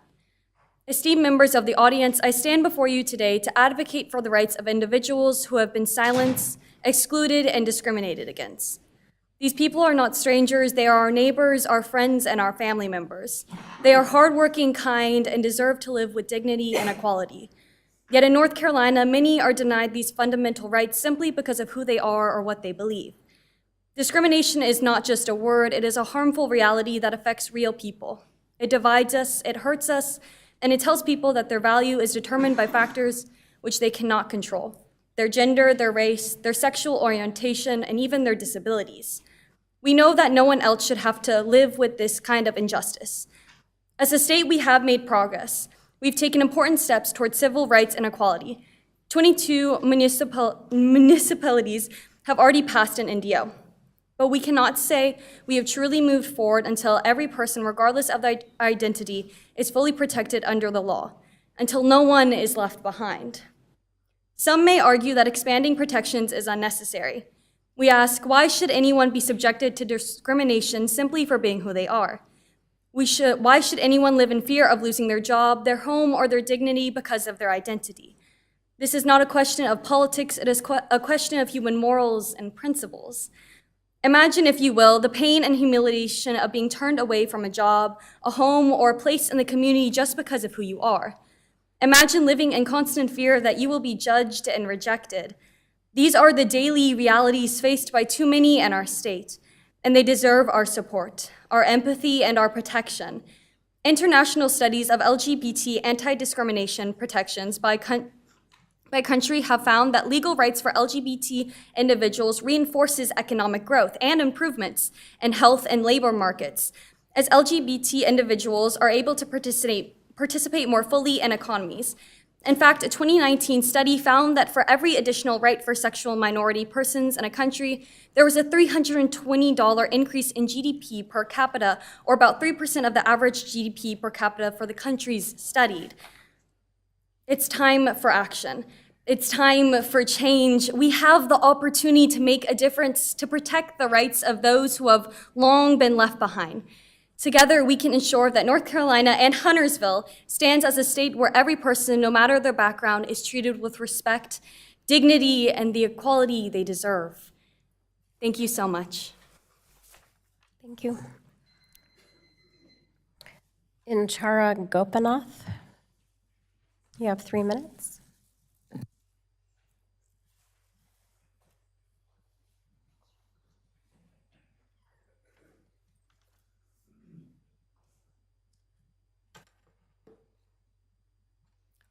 Ladies and gentlemen, thank you for your time today. I'm here to speak in support of passing an NDO.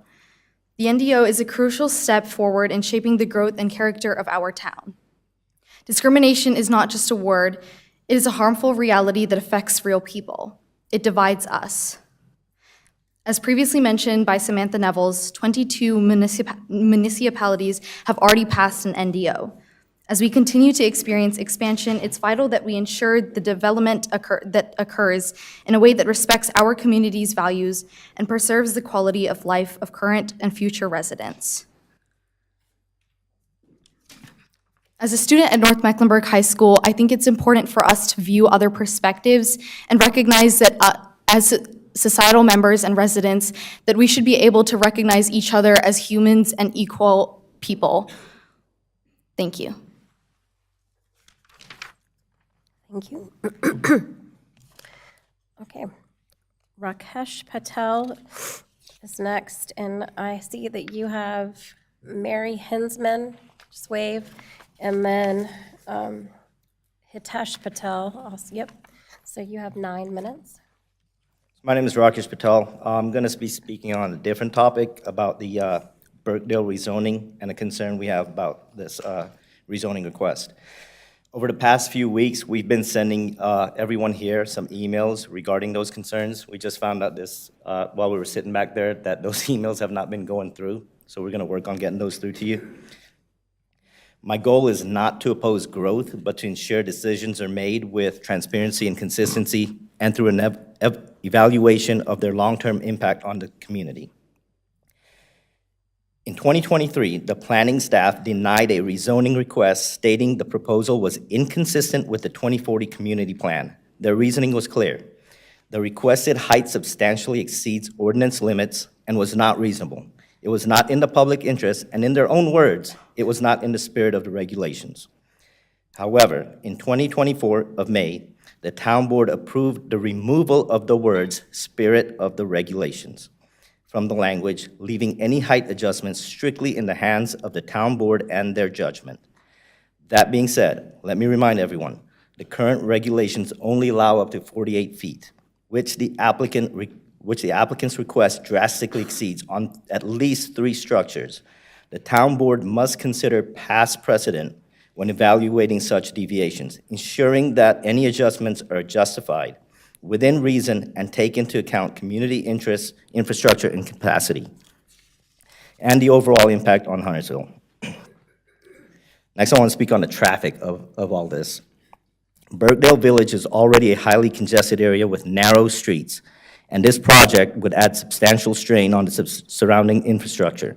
Any new development of this scale or a scaled-down version should not receive a CO, or certificate of occupancy, until necessary road improvements are completed, including the widening of NC 73, which is Sanford, to accommodate increased traffic volume, construction of the Townley Bridge, a vital component of local traffic mitigation, and the pedestrian bridge over NC 73 to improve safety and access.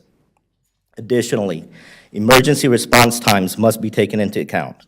The narrow streets, one-way lanes, and parallel parking in Birkdale Village already make it difficult for large emergency vehicles to maneuver, especially during peak traffic and community events. A fire truck attempting to navigate these conditions could face significant delays, putting public safety at risk. The town board must ensure that emergency access is a priority before approving further developments. Approving this rezoning without addressing these infrastructure needs will create severe disruptions for residents and businesses alike.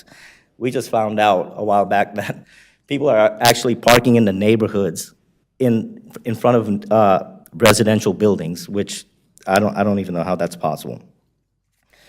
Next, I want to speak on the oversaturation of hotels in the market. As someone with experience with hospitality industry, I must emphasize that Huntersville is not a destination market. It is a regional suburban market with finite lodging demand. We do not have year-round tourism draw like Charlotte, Charleston, or Nashville. We actually get overflow and have some corporate.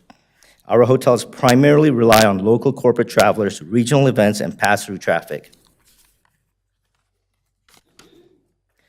New hotel supply does not create new demand. Let me repeat, new hotel supply does not create new demand. It only redistributes what's already there. That would reduce occupancy rates and profitability, and let me go into this. Currently, 3 hotels have been approved to be built in Huntersville, including a full-service Hilton in Birkdale at Birkdale Place. The proposed Autograph Collection Hotel will compete directly within the Marriott reservation system, further diluting the market. Approving another full-service hotel in close proximity will lead to the following: increased competition that forces properties to lower rates, reducing revenue for all the hotels. It can lead to declining service quality and upkeep as properties struggle to remain profitable, and potential failures of existing and planned hotels due to oversaturation. Beyond market saturation on the hotel side, there's outparcel 7B in Birkdale Village. Let me start over on that. Beyond market saturation, the proposed hotel's location in outparcel 7B will eliminate crucial parking spaces used by businesses operating in that area. The loss of accessibility will reduce foot traffic, harming existing tenants and the building's owner, all while putting their livelihoods at risk. Another issue that needs to be addressed is the lack of specifics in the applicant's exterior design plans. When we went through the rezoning process for our hotel, we were required to provide detailed exterior elevations down to the specific colors and the materials being used. In contrast, this applicant has only submitted conceptual renderings, which leave too many unknowns about the final product. Honestly, I saw those renderings. It looked like something I could pull off the internet. How is the applicant meeting the same level of scrutiny that was required of other projects, including ours? Why is the board willing to accept what-ifs, renderings, and offered services instead of fully detailed plans? Ensuring consistency in design review standards is essential to maintaining fairness in the approval process. Finally, rezoning decisions should not be made in isolation. They must align with community needs, infrastructure readiness, and economic feasibility. I urge the board to ensure that all necessary road improvements are completed before issuing certificate of occupancy, regardless of the final scope and size of this project. Evaluate the true market demand for another full-service hotel before approving further oversaturation. Protect existing businesses by preserving critical parking and accessibility. Uphold past precedent when considering drastic height deviations and make adjustments based on community needs and long-term viability. We actually wanted to go 4 floors, but you guys brought us down to 3 floors. Last, require the applicant to submit fully detailed exterior elevations just as previous applicants were required to do. I trust the planning board and town boards will apply the same level of scrutiny to this project as they have to others. Thank you. Thank you, sir. Wendy Dunaway, you have 3 minutes. Good evening, Honorable Mayor Clark, Mayor Pro Tem Hunt, and Board of Commissioners. My name is Wendy Dunaway, and I am here on behalf of Vision Works, which is located at 8830 Lindholm Drive, Suite 105 in Birkdale Village. And we provide eye care services to the community. I am joining the many other tenants and citizens that you heard from at the meeting on February 4th with respect to Jamestown Development's petition R2411 to rezone approximately 12.36 acres to Highway Commercial Conditional District in Birkdale Village. The current application as it stands would severely and negatively impact our business, if not kill it altogether. We would be left with just a handful of parking spaces that are directly in front of our store and are shared with our adjacent neighbors, Chase Bank, Nothing But Cakes, and Chipotle. We have all been vibrant and good neighbors and citizens of the community for many years. At the February 4th meeting, the developer's attorney shared that our parking would be replaced with parking spaces under the proposed boutique hotel consisting of 125 rooms along with 3,000 square foot restaurant, bar, meeting space, and event space. Additionally, with the installation of the proposed median, which will eliminate immediate access into our building and would cause our customers to have to drive past our business, turn left onto Townsley Drive, proceed past the hotel, and turn at the hotel entrance, or continue driving in an attempt to utilize one of the available parking spaces shared with our neighbors, located directly in front of the store. Customers and patients will be deterred from visiting our store in the future due to the general congestion, hotel activity, and inconvenience of enclosed parking, which is definitely not what we negotiated for in our lease. With the lack of access, reduced parking spaces, and storefront visibility, our store survival, along with our neighbors, will be very much at risk. If this zoning application is approved, we respectfully ask that you vote to deny petition R24-11 on March the 18th. Furthermore, our lawyers have advised that this development clearly violates our rights under recorded and enforceable parking and access agreements agreed to with Jamestown's predecessors many years ago that are still in effect. Thank you for your time and consideration. Thank you. Errol Genois, you have 3 minutes.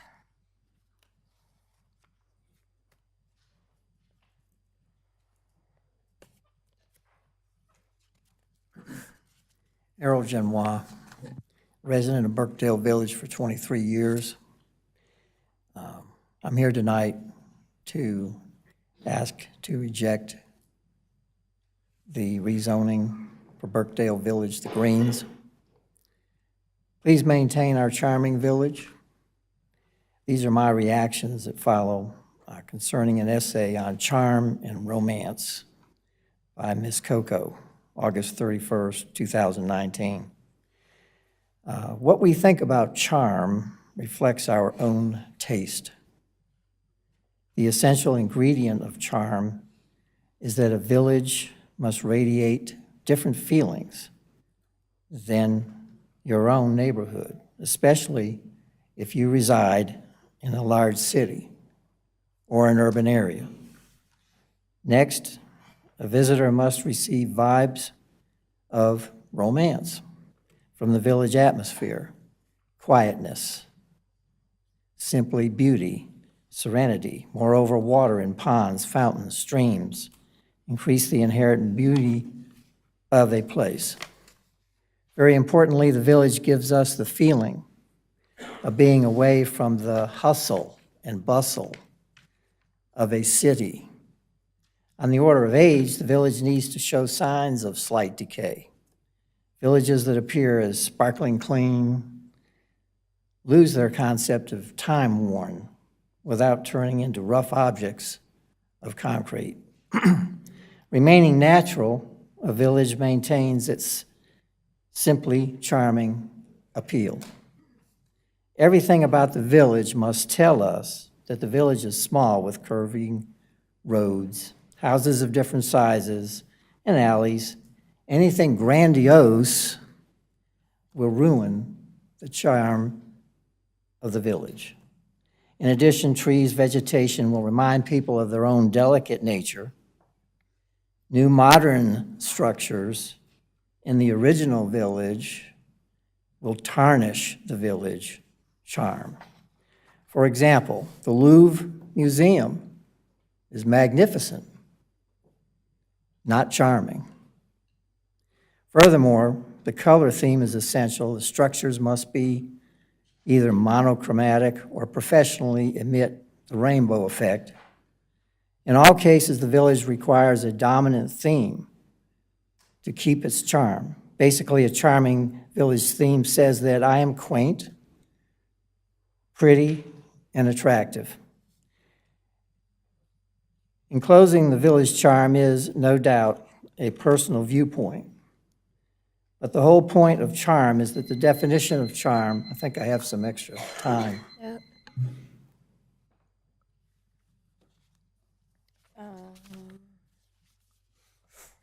Lost it. I only have one paper for you. I don't have a thing for you, Frank.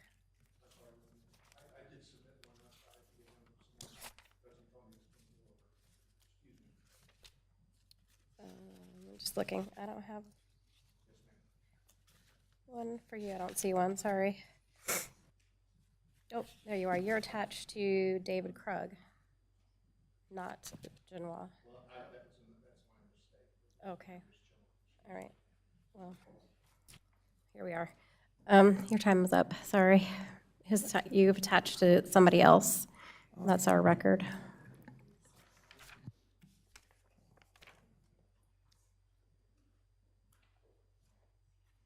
Mitchell, you have 3 minutes.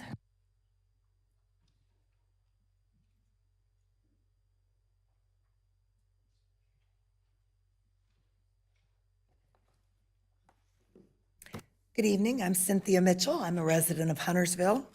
I've lived in the Birkdale golf community for 20 years now, and I've lived in Huntersville overall for about 27 years. I wanted to speak tonight, but I wasn't sure at first what I was going to say. Folks are talking about parking places, dollars, taxes, heights, and other numbers, but I wanted to talk about that more nebulous concept, quality of life. Just like our friends from Discovery Place were talking about quality of life earlier. Discovery Place adds quality of life to Huntersville. The potential rezoning at Birkdale Place will not add to quality of life. From North Cross Shopping Center down to Gilead Road to Birkdale's Village, Greens, and Golf Community, it is nothing but congestion. Traffic congestion, parking congestion, and in the village and on the golf course, pedestrian congestion. Many people that live in the apartments around Birkdale think that the golf course is a public park. They ride their bikes, walk their dogs, rollerblade, roller skate. This is the kind of congestion we're getting in Birkdale. The feelings of frustration invoked by the gridlock of all three kinds of congestion that I mentioned, parking, traffic, and pedestrian, have severely negatively impacted the quality of life in Huntersville in general and Birkdale specifically. The commissioners that have taken the time to speak with me one-on-one have all asked me, what would I be willing to compromise on to allow this rezoning to go forward? And the honest answer is, I have nothing to compromise on. I don't hold any cards in this game. The only people that can compromise are the developer. And they've made it pretty clear at the last meeting that they're unwilling to compromise at all. I don't want to be Atlanta or Charlotte or San Francisco or even Mooresville or Concord. I've heard how non-existent businesses and renters and the developers will benefit in the future. I've heard how the town coffers will benefit. What I've not heard is how the current residents will benefit. I asked the town of Huntersville board, most of whom ran on a responsible growth platform, to vote no to the Birkdale rezoning. Please do not further diminish the quality of life in Huntersville. Thank you. Rosemary Hamilton, you have 3 minutes.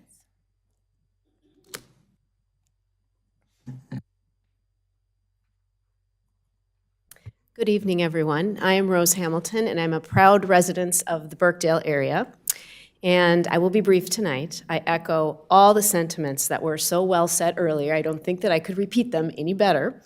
I am here to ask you to think very carefully. I know this is a huge job, to think very carefully about this rezoning of Birkdale. I've already shared with you the story, excuse me, that I moved here 6 months ago, and I love this community. I love it. It is my home, and I just moved from a very similar community, and I just spent the last 8 years watching the same sort of a project happen. And I know what those 8 years were like, and I know what it was like to live through that, and I left for a reason, because it became highly populated and the foundation wasn't there. The last thing I'll leave with you is that professionally, my job is to help scale and grow companies and to turn them around. I'm a problem solver by day, by night, and in my sleep. And I truly believe that there's more diligence that needs to be done here. And I don't believe we've necessarily seen all of the options. And I think moving forward, because we've been told there is no other option, I would really encourage you to think through, what are all the options? How do we compromise? And I want to thank everyone who's been so thoughtful to listen and to hear me. And I look forward to being a part of helping in any way that I can. And I believe in this community, and I appreciate the work that you're doing. Thank you for giving me moments tonight. Thank you. Chip Bowles, you have 3 minutes.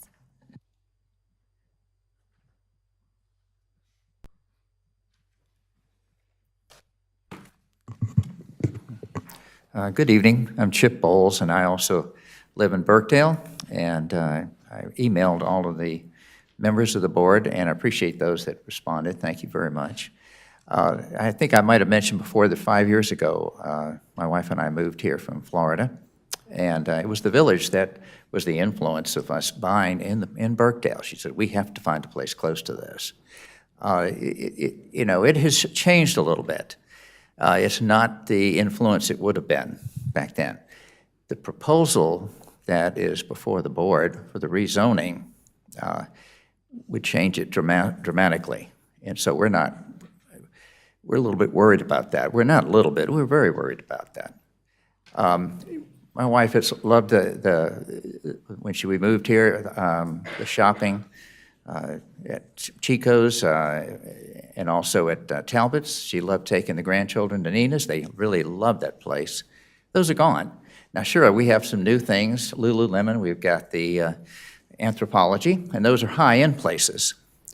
It's nice to have a choice, though. So now my wife, when she wants to shop, she's going up to Hickory to go shopping. So that's a shame. The thing that concerns me is if the rezoning is approved and all this construction begins, what happens to the businesses that are there, either established or new? Can they survive 2 to 3 years of construction disruption? Because that's what it's going to be. And we might see a lot of vacancies during this 2 to 3 year period. Also, I think about the residents who are in the apartments there in the village. they're going to have a living hell listening to all the construction for the 2 or 3 years. We can keep that into consideration. There's one thing that bugs me about the village now is those temporary-looking structures that they put in, and plus eliminating parking along the park. I know that if I submitted a plan, like the kiosks that they put in the park, if I submitted that to the HOA in Birkdale for a storage unit behind my house, they would refuse it because it just doesn't fit the character of the neighborhood. So anyway, I want to think that it's obvious to me that North American Properties wants to completely abandon the village look. That's not what they want. They want to do something like Avalon in Alpharetta, Georgia, and which loses completely the village feel. And so I would really appreciate it if the board would vote no on the rezoning by North American Properties that they're asking. And who knows, if you vote no and they don't like it, then they might. Thank you, sir. Okay, all right, thank you. But we possibly could have somebody else come in and make it a nicer village. So. Julia Hewitt. You have 3 minutes. Madam Mayor and Commissioners, thank you for hearing our public comments this evening.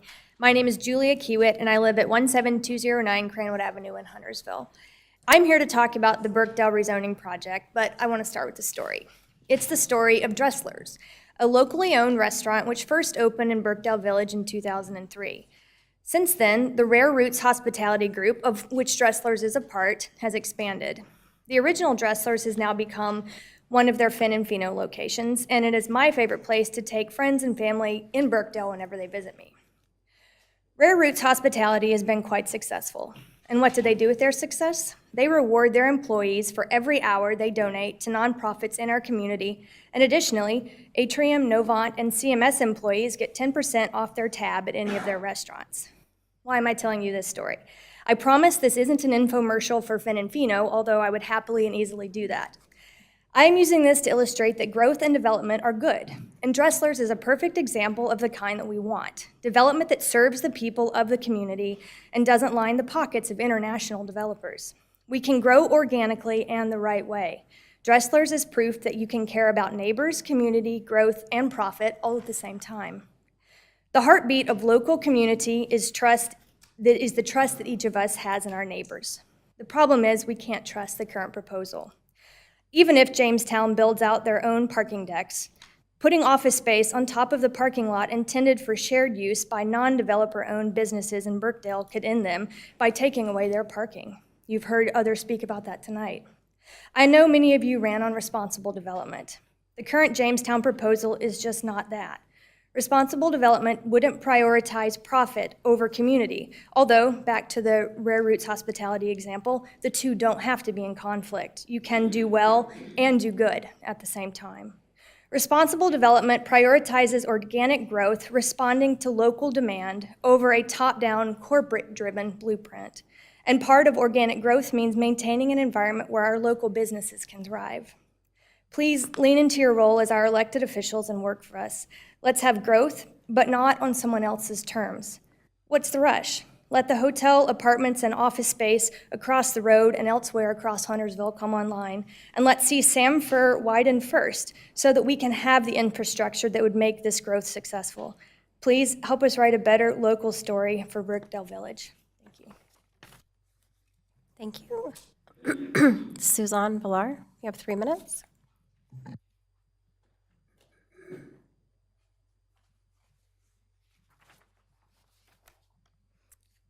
Good evening. As you know, I'm Suzanne Villar, and I live at 17130 Bridgeton Lane in Huntersville.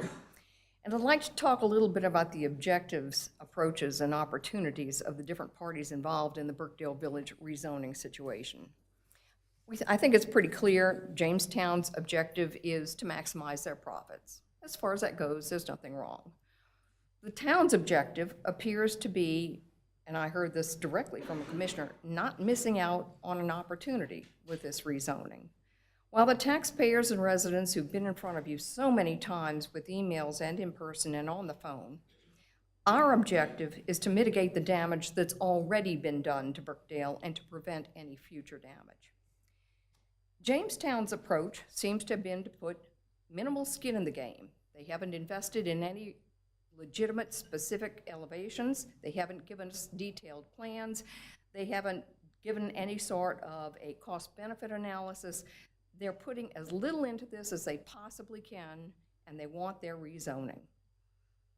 But the fact that Jamestown has not necessarily done its due diligence and isn't really prepared to develop this project properly is their issue and doesn't create an obligation by the town or the taxpayers or the residents to bail them out of an ill-conceived investment. The town's approach seems to be to just accept all claims and statistics provided by Jamestown at face value, not verifying any details or double-checking any statistics. In fact, those of us who have been in opposition to this have been spending inordinate amounts of time doing what the town should have done. We're checking the numbers that they're giving us. We're looking at the inconsistencies that are rampant in not only the site plans, but the application, their public relations presentations, and what they say in front of the commission itself and in front of us. There is no consistency to the story they tell. And quite frankly, we do not trust them. And with good reason. So the taxpayers and residents approach is to avoid the pitfalls and hard lessons learned from the 2022 rezoning project. We're not willing to take anything on face value or trust any representation by on this project from this petitioner. We're questioning everything and demanding accountability from the town to provide the rigorous review demanded of such a large project. This is a $200 million project, and these people have submitted less information on it than a homeowner would if they wanted to get approval to build a house. The town should have caught many of the inconsistencies we have brought to their attention, and we're still not even getting responses on the inconsistencies, other than to say the petitioner's changing it. That's not acceptable. That's not sufficient. And I will say one more thing. This is the commission's opportunity to do a good deed for the county. Thank you, Suzanne. And halt this project. Don Snow, you're next. And then you have minutes from Kitty Geis. Thanks. Okay, thank you. I'm Dawn Snow. I live in Birkdale Village. One of the planning board members just recently suggested that even though I live in Birkdale Village, my input doesn't matter as much because I pay taxes to Cornelius. But the reality is that the voice of every single resident, customer, and visitor matters. One of the unique things about the Birkdale Village neighborhood is that land-wise, only about a third of it is in Huntersville, but about 50% of the residents are in Huntersville. Also, when it was originally planned, the entire retail area along with all the residential areas in both municipalities were part of an award-winning design by Terry Shook. Huntersville should not lose sight of this important fact. Birkdale needs to be considered as a whole. The decisions regarding this rezoning, which are solely made by the Huntersville Town Board, affect the entire neighborhood, and for that matter, anyone who visits the village or even travels through the area. Everybody agrees that parking in Birkdale Village is a problem. The residents, visitors, the town, even the developer, who ironically created the problem with the removal of the 78 parking spaces during Phase 1 RTAP. Incidentally, that RTA approval took place 2 boards ago on October 18th, 2021. Since most of you were not on the board then, I'm sure you don't remember that, but you can ask Mr. Walsh about it because he was on that board. Jamestown has stated that they are not willing to add parking without having all the other structures approved, which is yet another example of how they are not good neighbors. So let's look at how this is a bait and switch. The promise of more parking is the bait, and the switch is the gross oversights and miscalculations that are not being carefully considered by the people who are paid to do so. One oversight involves the square footage of the office building, as there is a material miscalculation of over 50,000 square feet that understates the parking requirement by almost 100 spaces. Another flaw is that employee parking is not considered in the calculations. Since most full-service hotels have an employee-to-room ratio of at least 0.5 to 1, this means there should be at least 60 parking spaces for just the hotel employees. Also, it is really concerning that the developer wants to, and the town is considering letting them, build a hotel on a much-needed parking lot, taking away over 100 parking spaces and taking all parking from adjacent non-developer-owned businesses. Altogether, over 120 surface parking spaces will be lost with the hotel, plus many parallel parking spaces that are currently along Dick's Sporting Goods. If you study the site plan, you'll see this. When factoring in these oversights and miscalculations, the real requirements for the new development is 740 additional parking spaces versus the 469 noted in the site plan. I will follow up with an email so you can review these details.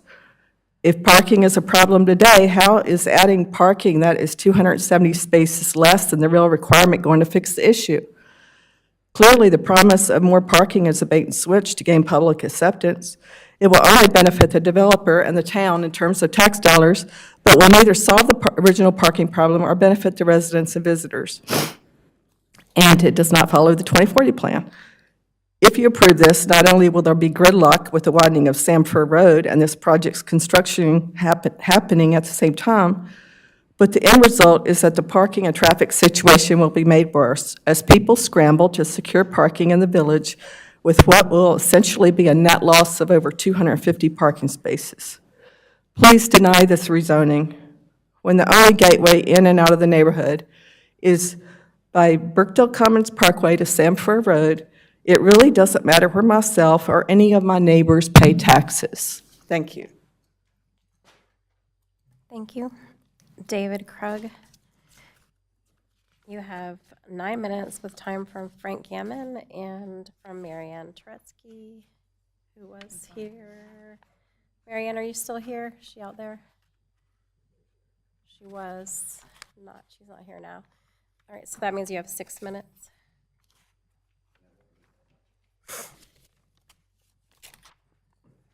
Mayor, Commissioners, my name is David Krug.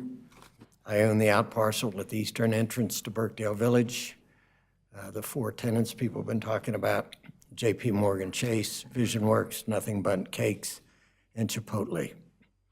I am proposing the hotel portion of this petition because aside from making an existing parking and traffic problem much worse, it's going to put my 4 tenants out of business. There's also been a misconception about my parking. When those out parcels are sold, they are sold for enough area to build the building. I don't own any parking spaces. I paid for the right to use them in the purchase price of the land. And the declaration, which controls Birkdale, states that.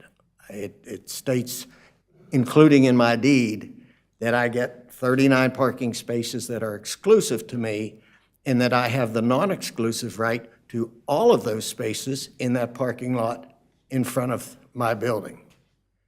Jamestown plans on eliminating, over 100 spaces? If they do that, they're going to be in violation of the intent of that declaration. My lawyer has spoken with them, my lawyer has written to them and asked if they would meet with me and my lawyer to try to find some amicable solution. We got no response whatsoever, nothing.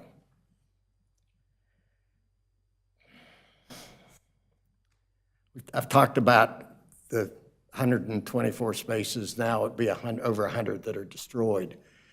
You folks go there, those spaces are full. I was there Sunday, 2:45, there wasn't one space there.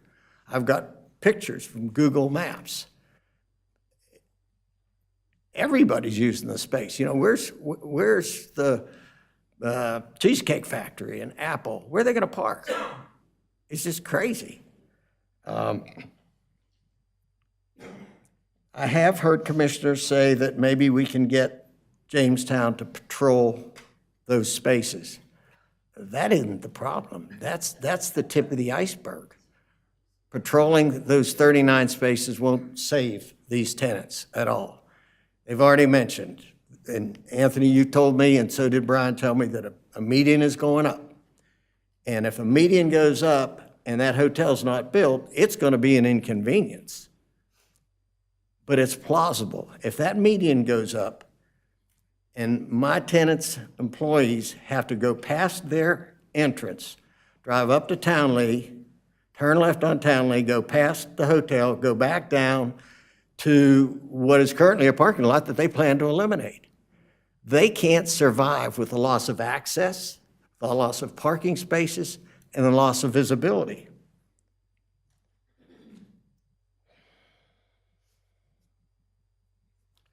I guess the only thing I can say now is I don't know how anybody could vote for a plan that would destroy 4 people's businesses and ruin my building. And I do have a little bit more time, and I won't repeat what other people have said, but there are beyond my immediate concerns. There are problems about not just the hotel. Everybody's talked about the current infrastructure. It's not adequate.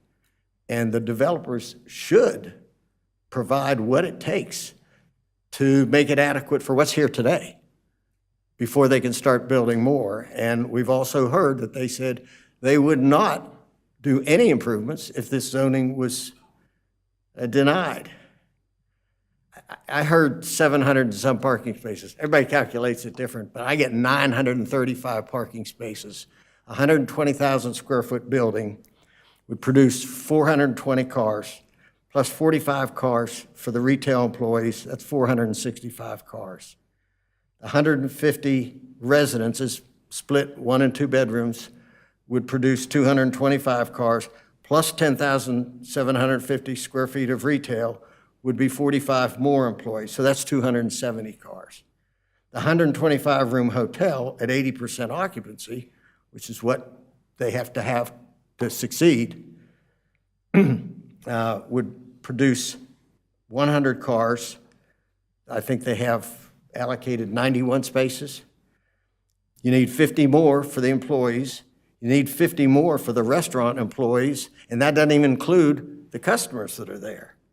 It's just not sustainable. And I agree, there's 3 hotels that have been approved that haven't been built. Why not see if they can sustain more?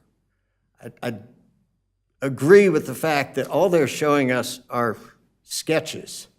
They tell us that they're going to do an autograph collection. That's a term I believe that the Bohemian uses. I don't think there's any connection. I don't believe that they have any relationship with a hotelier at this point. And do those plans require them to do an autograph collection? They should. They should.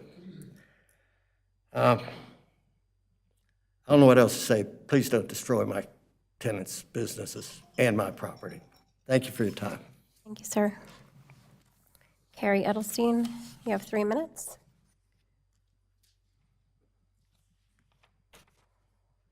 I'm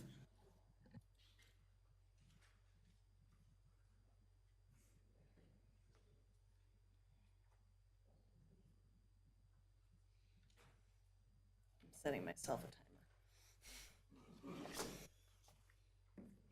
Hi guys, Carrie Edelstein. I live in Birkdale Greens. I want to start off by thanking you. I emailed all of the board and all of you wrote me back to offer your time to meet. I've already had a chance to meet with 5 of the 6 of you, and I'm meeting with the 6th next week. And everybody gave me at least an hour of your time, if not closer to 2 hours. So I really want to just go on the record saying I appreciate the time and the effort you're putting in to hearing the community and hearing me in particular.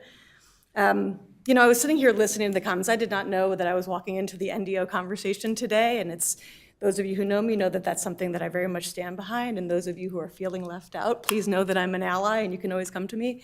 But the thing that struck me about the conversation was that it was about community and coming together. And I keep thinking about this Birkdale project, and it feels like the opposite of community. It's tearing us apart. It's the opposite of what a community is. And it occurs to me that of all the people in the room, none of them are from Jamestown. They're not part of our community, and they didn't even make it a priority to be here tonight when it would make sense that we would be speaking up about this. So I'm thinking about this conversation we had 2 weeks ago about skin in the game. And I was thinking to myself, what's the game? Is it a fun game like cornhole? Because it feels to me like we're playing the Hunger Games, right? We're fighting this. And I was listening to David Krug speak, and I actually talked to him personally this morning to get some clarity on what he's going through. I actually read through his contract this morning, which he graciously sent to me. And he's not kidding, right? There are clear violations of this proposal as it relates to his contract. It's very, very evident to me when you read through the language of it. And that sets this whole thing up for litigation exposure. Why would we even want to go down that path if it could hold things up? It could actually potentially put you guys in an exposure position if you vote for something that's against the current contract. But more to the point, it just feels unethical. Why would we want to do something that just feels fundamentally unethical and harmful to existing businesses of people who already live in our community and employ people in our community? So I've been trying to go through this exercise of the opposite of what I did last time, which was I talked about what instead, but I started thinking about what if, like, should they pay for the entire Townley extension? Yeah, they should pay for the entire extension, not a portion of it, because they're creating the need for it. But I keep coming back to this idea of, I really want to see more local business in Birkdale, right? If we're gonna have an office complex, let's bring down the height, but let's bring in something like 7th Street Public Market, where we can have local food entrepreneurs, where we can have local business booth, local artist booth, local musicians, things like that, that bring livelihood and positivity to the neighborhood. You know my take on this. I think we keep talking about this as if the only way to grow and innovate Birkdale is to literally raise the roof on Birkdale. But I believe we can grow and innovate and do new cool things without rezoning. Thank you. Thank you. Nicholas O'Shaughnessy, you have 3 minutes, sir.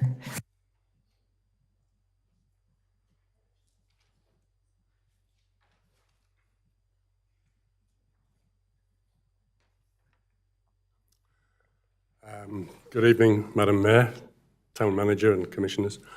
Nick O'Shaughnessy, I live at 8217 Parkton Gate Drive in Huntersville, not in Cornelius. My birthday is tomorrow. I'm 1 year older, 1 year wiser, and a little bit more unfiltered. As you've probably heard, my reputation precedes me. I've had more than 45 years in the development business, primarily as an architect to begin with, then as a land planner, then as a developer. I'm semi-retired because I still love the business. I do commercial real estate and a tiny bit of development. But over those 45 years, I've learned that there are principally two types of developers that come into communities. Me being one of them, and I did rezoning for 15 years in this Lake Norman area until the Rubbermaid project, which was my last rezoning. It took me 7 months to get that approved.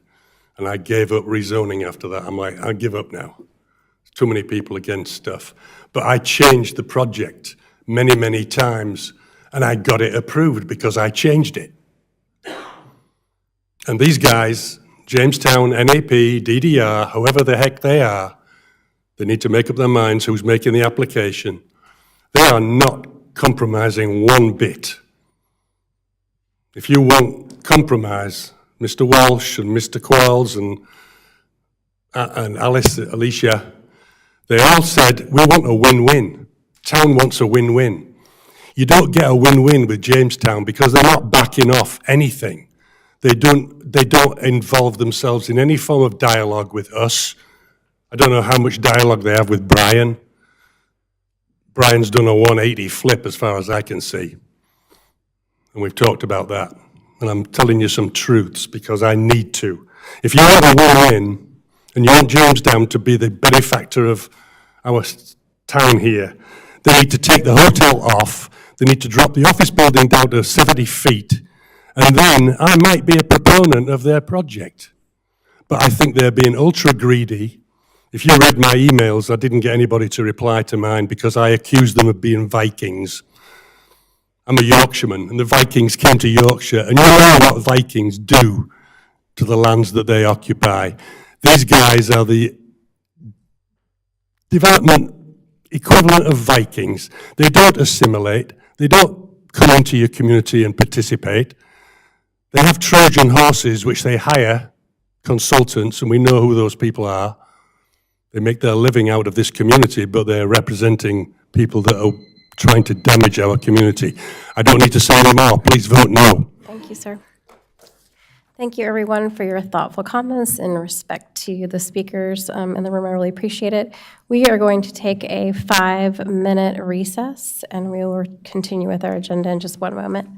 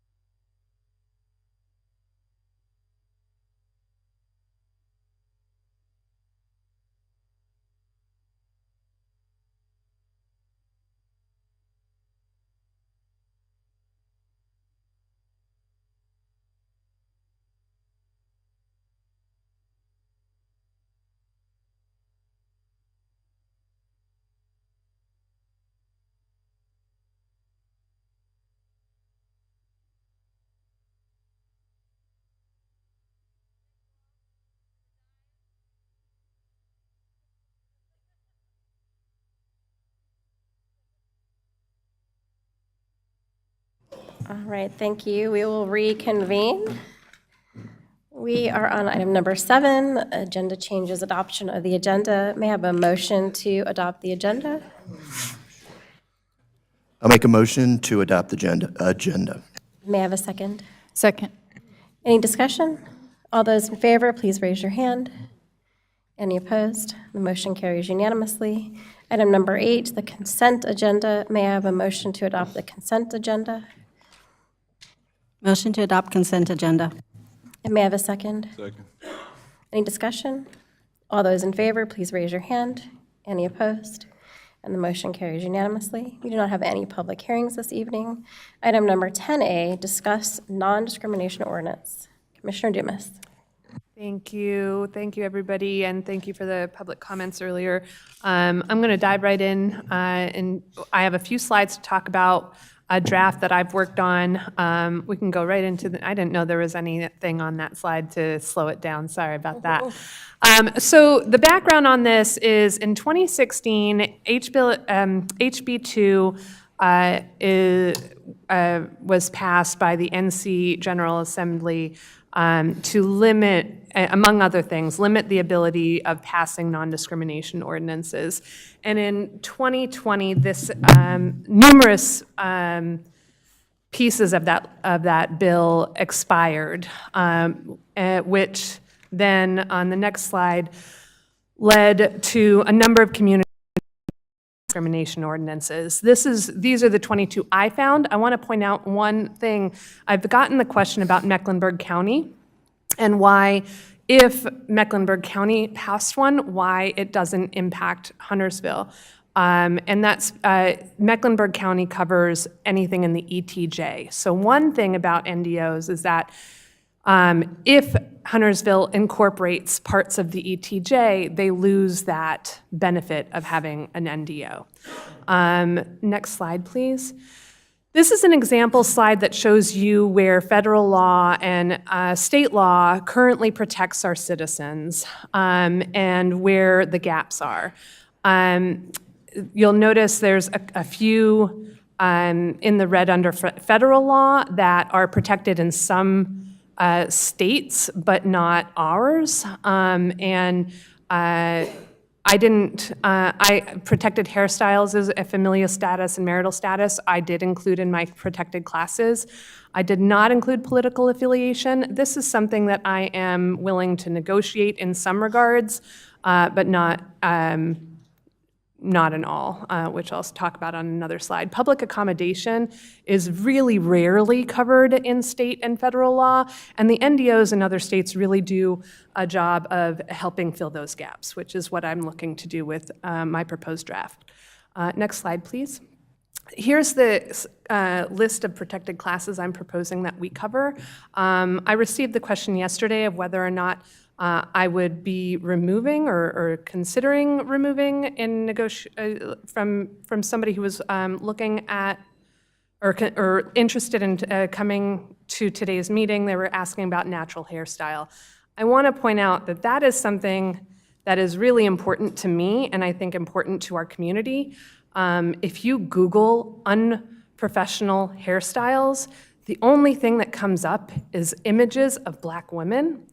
And that is something that society has pressured Black women into spending hundreds of more dollars per week, per month than me or any other class on their hair. And they shouldn't be hurt by that. So that is one area that I was asked about yesterday, that if I remove that, that is not something I'm not willing to negotiate on in the protected classes, but I would consider speaking about others, adding or removing, well, not removing many, but at least adding.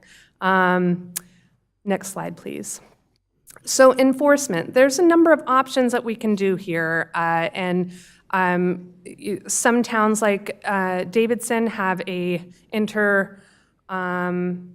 what's it called? Interlocal, thank you. Interlocal agreement with Charlotte, where they can use their community relations committee to review and determine cases.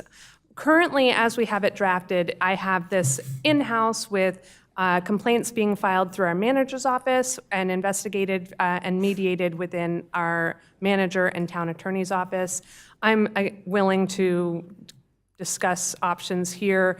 Right now, the complaint is, if it's found validated and reconciliation fails, then there would be a fee to that person of $250. I think that's it. Do I have any more slides on this? No. Okay. So with that, feel free to ask questions. Thank you, Mayor Clark, and thank you, Commissioner Dumas, for your dedication and work on the NDO. I really appreciate everything that you've done.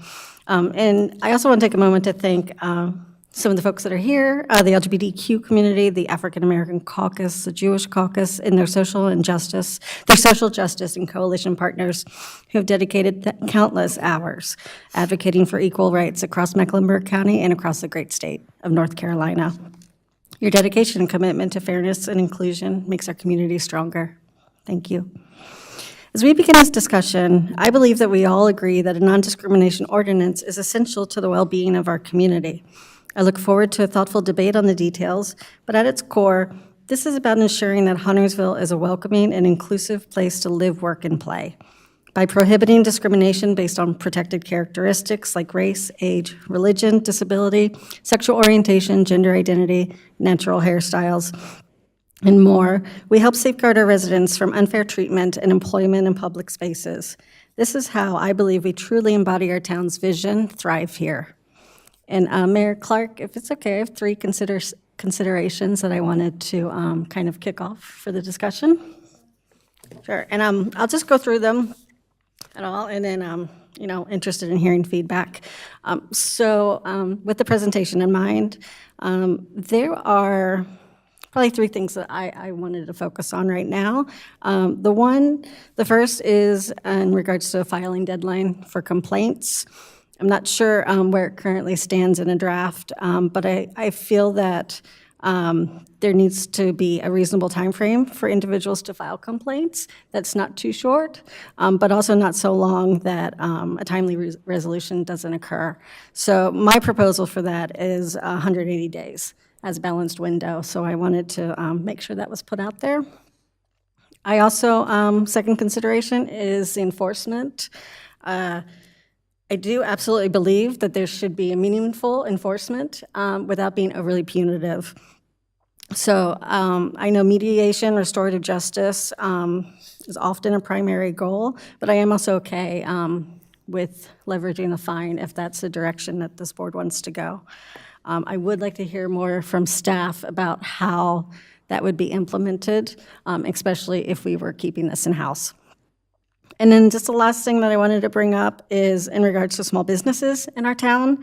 Because if the NDO applies to businesses with fewer than 15 employees, and I absolutely believe that it should, it will introduce new compliance requirements for these small businesses that currently are in that gap and not covered under federal regulations. So I am curious if we can add in kind of an education support process for businesses if it's passed to make sure that the information gets out there of what the requirements are and the expectations.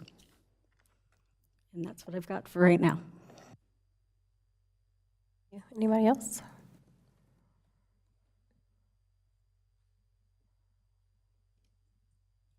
Commissioner Rivers, yeah, comments, questions? Yes, can we go to the slide about enforcement? Is that right? Yes. So I know Commissioner Dumas, you talked about the interlocal agreement that Davidson has with Mecklenburg County. Is that something that is an option or that's up for discussion? It's something I would definitely like to consider. It's something that we talked about over the last year or so, and ultimately, I wrote it based on, or it was written based on comparisons to other towns. And in other towns, in a way I thought that would help us feel more comfortable, it is dialed down. I want it to be more powerful. So if we're willing to consider it, a little stronger of an ordinance and go with an interlocal agreement, I'm willing to research and see if it's possible. And maybe this is a question for staff, I'm not sure. If we do a interlocal agreement with Mecklenburg County, do we know the process of that, or how does that work? Are we familiar with their processes? Clarifying question real quick. This is with Charlotte, the city of Charlotte, right? Not Mecklenburg County? Yes. Emily, you want this one, or you want me to, or we tag team? Excuse me. I know that this was looked into as a potential enforcement mechanism in the past. My understanding of how it would work is that the town would be responsible for paying an investigation fee. I believe it was quoted at $3,500 per investigation. And there was no guarantee if we did pay the investigation fee that the parties would voluntarily submit to any sort of conciliatory efforts. So that was one of the drawbacks of trying to implement enforcement through an interlocal with Charlotte, is that we may be on the hook for the investigation fee, but we may not necessarily get the outcome that was desired as far as conciliatory efforts.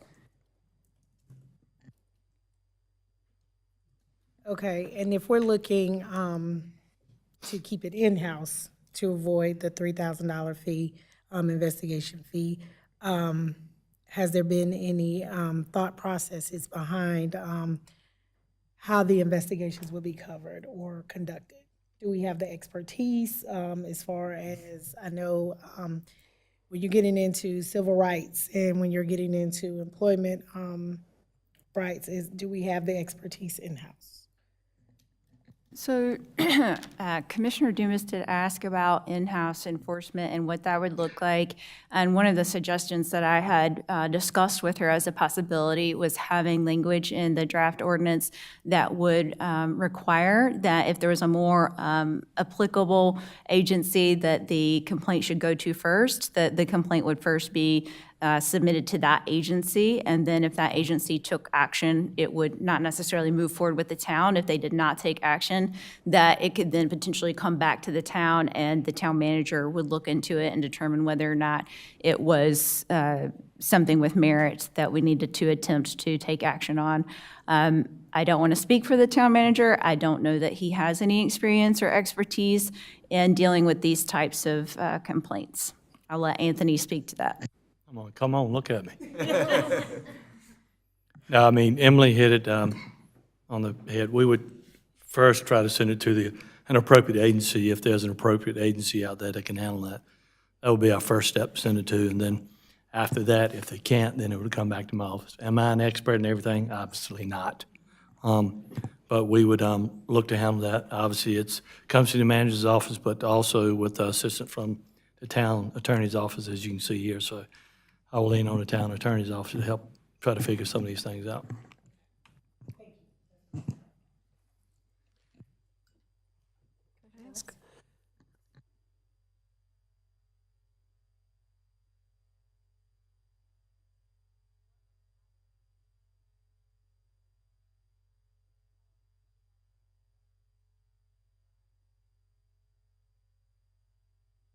We can't force them to drive to Charlotte to engage in any conciliatory efforts. It really depends on if they had filed any complaint or any other type of action with another entity. But if the effort can't be conciliated through the interlocal agreement, my understanding is we would still have to pay the fee if they did any sort of investigatory work, even if the parties did not engage in the efforts. I don't know what their practice is as far as when they would call the line of stopping the investigation and dropping the case, per se. And I would say we haven't engaged with them in, I don't know, maybe a year. It may be long, I don't know. Maybe Emily's talked to them since, but it's been it would quite be some time. Quite some time, probably 2 years at this point. So we would need to, if we move forward and we get to an ordinance standpoint, and that's a direction the board wants to go, we would need to engage them again and kind of see, is $3,500 the amount or $2,500, and how that would shake out. So we would definitely need to follow back up with them.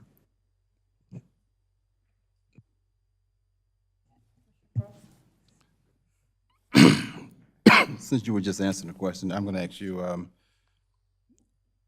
do you have an experience in discovery? Because that may come to your lap as far as making a determining factor if someone was discriminated against. Well, let's see, to find that, every day I get, you have to make judgment calls on various things, but as far as, do we have we had any situations come to us since I've been here in 7 years? To me, my office, the answer is no. So I've had no cases that if I've got a phone call, email saying, hey, I've been discriminated against of one of these various categories that were listed by Commissioner Dumas. I have not received that personally, if that's your question that you were asking me. Now, do I have expertise in every one of those? Absolutely not. You probably would do what the board was vote on to say do, but would you, if the question came to you in a hypothetical, Anthony, would you support the NDO, move forward with the NDO? What would your answer be on that? So you probably answered my question. So basically, if no matter what Anthony says, if 4 people say we're rolling with this NDO, Anthony's going to make it happen. If 4 people say we're not rolling with this NDO, Anthony's going to make that happen too. So that's what will happen. Either way, I don't care. To me, I'm here to represent what 4 of the board members say do, and we will enforce it if that's what the board tells me to do. If they say go to Charlotte, we're going to work and try to make it happen in Charlotte. But I have not received, in the 6.5, 7 years that I've been here, I have not received any complaints. So they may have gone to the police department, may have gone somewhere else, but not to me. Commissioner, doing your research, we know when and why Charlotte, Mecklenburg, Wake County, all those did the NDO. Do you know how many complaints they've had in Mecklenburg County or Charlotte? Yeah, I didn't check with Mecklenburg County. I did check with Charlotte. There's an average about 10 complaints-ish a year. I can get you specifics on that. But in Charlotte, there's around 10 since 2020, when they passed their most recent version of it, because they've had an NDO since 1968. But the most recent version has had roughly about 10 per year. Do you know how many blame was found of the 10? I do have those numbers, not in front of me. But I have shared them with you, and I can reshare them with you. I want to do a scenario because we haven't had any complaints in Huntersville. Therefore, we'll be moving on a hypothetical. So I want to take a real situation into a hypothetical. To be fair, just to point out before you do your hypothetical, we don't have a process of, or a reason, like we don't have an ordinance to provide our public with reason to complain to our town. There's no process in place for that now. That doesn't mean there's no discrimination. Okay. All right. We have a 55-year-old white woman who just got divorced and her lifestyle changed for the worse. She embezzled money from her workplace, which is a small boutique, and she gets caught. And again, I'm taking a real situation in Huntersville, but I'm turning it to a hypothetical. She files a complaint with the town and says she was discriminated against because of her age. Mr. Roberts says there is no there. She gets upset at the town of Huntersville. She then contacts an employment law attorney and says that she was discriminated against by the boutique as well as the town of Huntersville because of her age. The attorney says, I would take your case, and if we win, my fee is 20% of the award. The small boutique, like most small businesses in our town, do not have an attorney on retainer. Therefore, they have to hire an attorney. The lady knows that she's not being truthful and doesn't care about the harm she's bringing upon the company or to the taxpayers. Is the financial burden to the company fair? I would say this is still a right-to-work state, so we have little control in that, but also, like, I don't know any of the details of this example and would have to, and I'm not a lawyer. I'm just asking if the financial burden on the company, if the person know that she's lying, she embezzled money, but she's bringing harm and libel on this company, is it fair to that company, that small business? I guess not. I don't, this isn't, I think that it's really, I don't know anything about the situation. I'm just asking you a hypothetical. Sure. Okay. Okay. Is a tarnished reputation that could bring grave financial impact to the company fair? So now someone just say, Bob's Boutique. So discriminate against me. I can see where you're going with this. So you're saying that this case, which ends in, it doesn't matter the example, right? Like in a case where somebody says something about a company that's wrong, false, and they're trying to win a lawsuit, is that fair? Is one person's bad acting reason not to protect the rest of those people? I'm not saying that. I'm just asking you, is it fair? Because it could happen, and it could very well happen to more than one small business. These types of cases that I'm aware of, there have not been any lawsuits in the other 22-plus towns and communities that have moved forward with this. I don't think it's not, I don't believe it's worth not moving forward with a non-discrimination ordinance out of the risk of one bad actor. Is there a reason we can't just do a resolution? The resolution does nothing. It has no reason to track, so here's one thing that I think is beneficial to having a smaller $250 fine. I agree, it's weak. I would like to be stronger.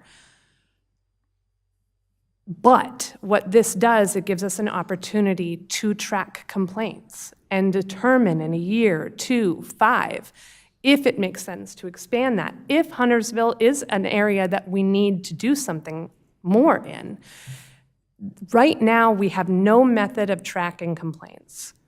There's no reason to file with our town. We have heard from dozens of people today. We have received dozens of emails. We have heard from 3 doctors that have told us about all of their patients and how they feel like their patients could use something like this. And I believe that based on the voices that we're hearing from, it is needed. And I'm not willing to risk that for bad actors. And that's the reason for mediation, is to determine that. That's the reason for the investigation. And that happens regardless of having an NDO. People can say bad things about businesses. You say the proclamation does nothing. Emily, do we have statutory authority over an NDO?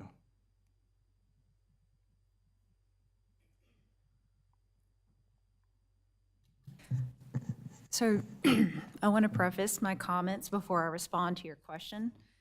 I, as a female attorney, under the age of 60, in a traditionally male-dominated role and environment, am not paid to give the town or the town board my advice based on personal experience, personal opinion, personal experiences that may include instances where I didn't feel that I was treated with the respect, dignity, or equality that I deserved.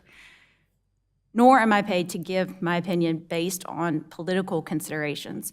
I am paid to give the town my unbiased, well-researched, and thought-out legal advice. In my personal opinion, and attorneys do have differing opinions, I do not believe that we have clear-cut authority to pass a non-discrimination ordinance. We most certainly do not have local legislation in place to pass it, and I have not found a clear-cut source of general authority that is applicable within North Carolina to all jurisdictions. And my last comment back to Commissioner Dumas, because this is your thing. As you know how this board operates, we just don't take one side. We investigate and we talk to people. But I want you, as well as others, to know we've talked to other people as well, and we have some people, before we make a decision, we should hear from both sides, because there's quite a few people who are not in favor of moving forward with an NDO. Not saying they don't support it, but there's a number of reasons. And I think we should do the right thing and speak to more than just our base or our circle. That right there is when we can make the best decision.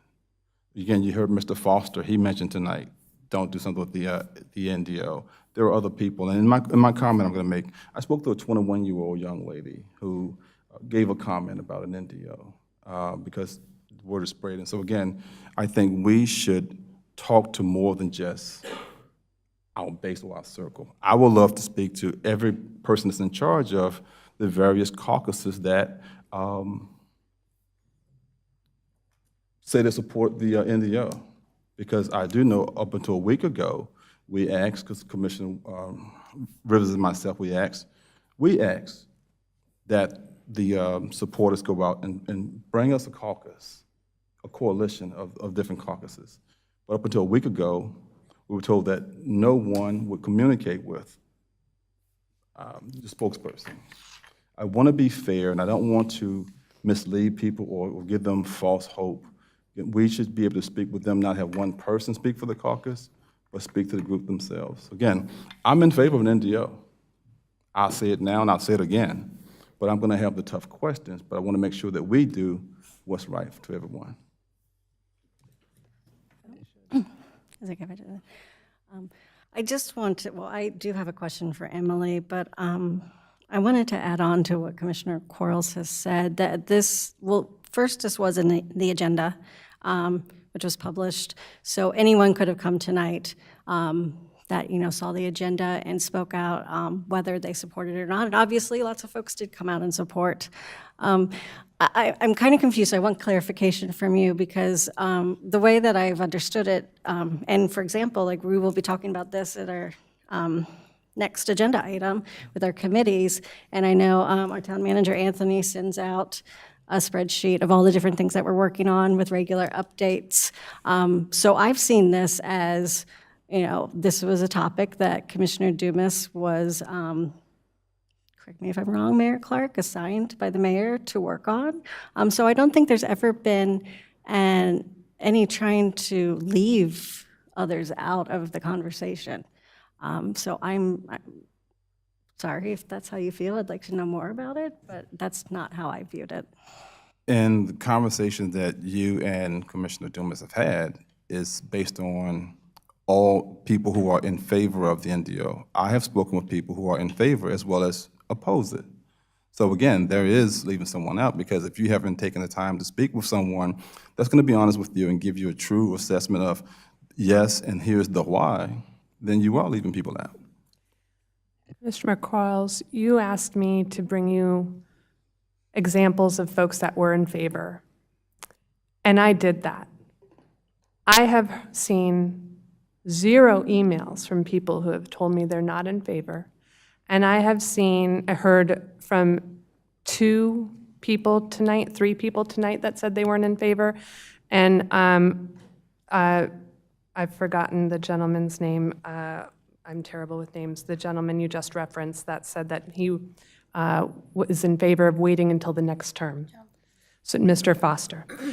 Mr. Foster is in favor, he's not in favor of it now for election reasons.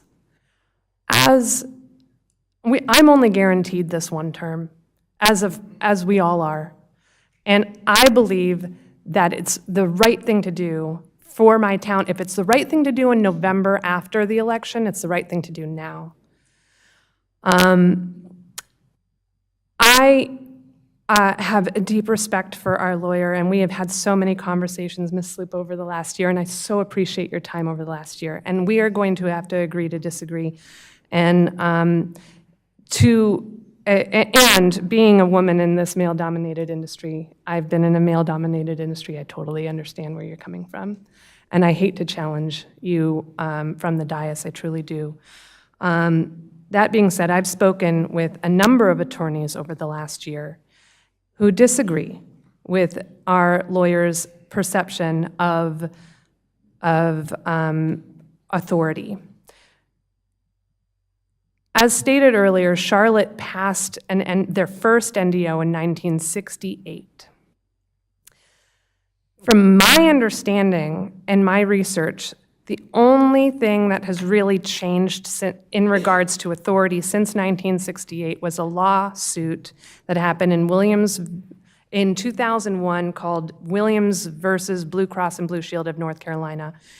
And that case lost because it gave the citizens, that NDO, the case lost because it gave the citizens subpoena power and the right to sue. We're not doing that with our NDO. I did not write that into the NDO.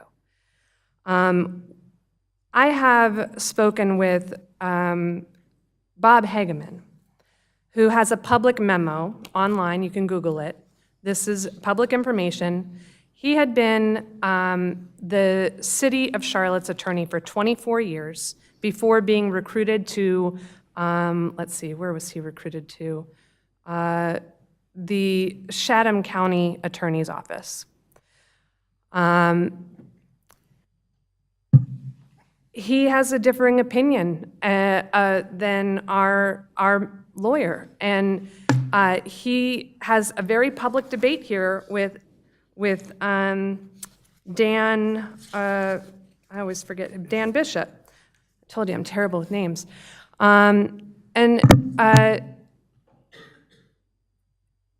He states here, protecting citizens from discrimination falls within the broad police power and the business regulation power granted to North Carolina cities. While no North Carolina court has ruled on the issue of whether a non-discrimination ordinance falls within the police power or the business regulation power of a city, federal courts and other state courts have, for over 50 years, routinely found that non-discrimination ordinances applicable to businesses providing public accommodations are permissible under the police power of a city. So,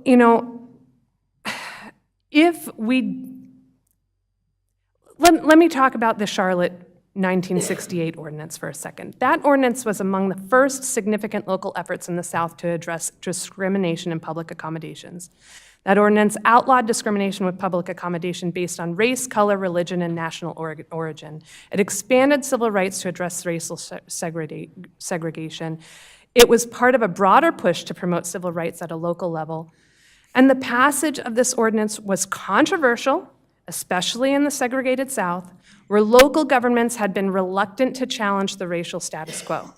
The Charlotte NDO became a landmark moment in the civil rights movement, setting a precedent for other cities and municipalities in the South to pass similar anti-discrimination laws. This ordinance was challenged, and there was significant resistance, which I have heard none. If you have people who are resistant, why aren't they emailing us? Why aren't they here speaking? I'm not quite done. Okay. Thank you. I know, I'm sorry, I asked and I'm not quite done. The ordinance was challenged and there was a significant resistance. However, it was an important step toward greater equality and continued momentum of civil rights efforts at a local level. If we don't have the authority now, it would seem that Charlotte didn't have the authority then, and I wonder what history would look like without it. You say 1968, Charlotte, Mecklenburg County, Wake, Durham County, and Winston-Salem revised the NDO in 2021. So for you to sit here and say 1968 to a black man who have dealt with discrimination, what did an NDO do for the African Americans from 1968 to 1921? I just bulleted what the Charlotte NDO did. It pushed for civil rights and to address racial segregation. I can't speak on behalf of the Black community. I am just saying that I believe that we have none of that here. Charlotte had that starting in 1968. We don't have any of that. So can we start with something? They had that, but how did it protect minorities from 1968 to 1921 when they made the revisions? And that came because of losing dollars. Are you trying to say that there is no benefits to the non-discrimination ordinance and the civil rights I'm not saying that. movement? I'm asking you questions so I can make a sound decision if we come to the time to vote. I don't feel comfortable speaking on behalf of a Black man.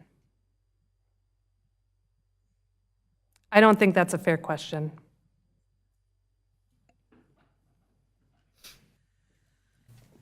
I have a question for staff, but I wasn't sure if we're ready to move on.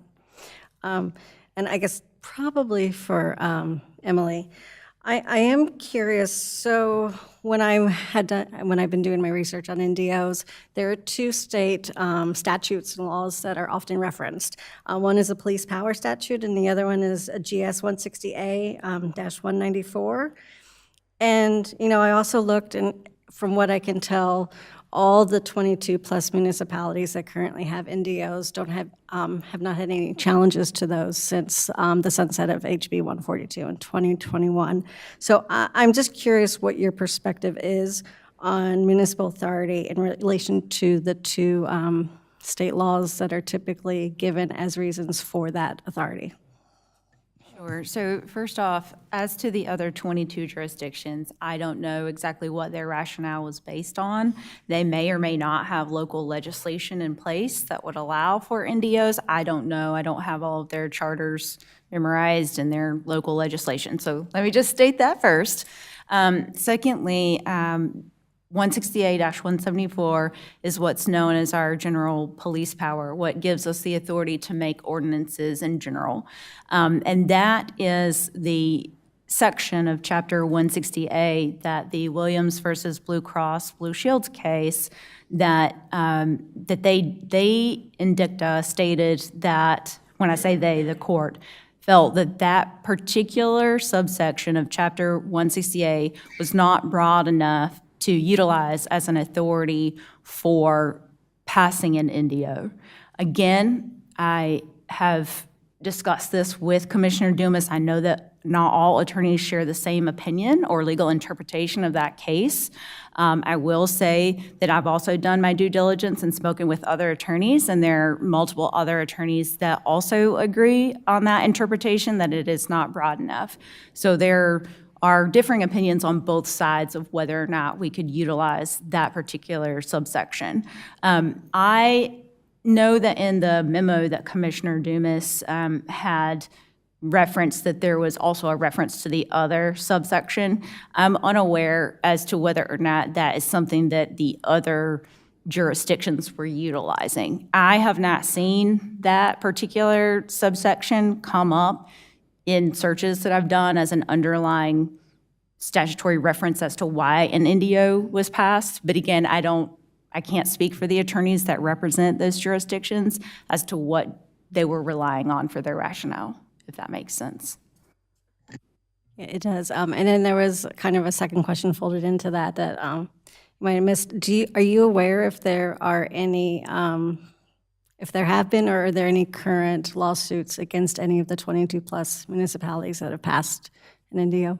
That I do not know. I have not looked into that to see whether or not any suits have been brought against the 22 jurisdictions. I believe Commissioner Dumas said that there had not been, but I can't vet that. I know that in some of the earlier passings, a couple years ago, when they were coming out, that several advocacy groups did threaten to sue and pursue litigation, but I don't know whether they did or not.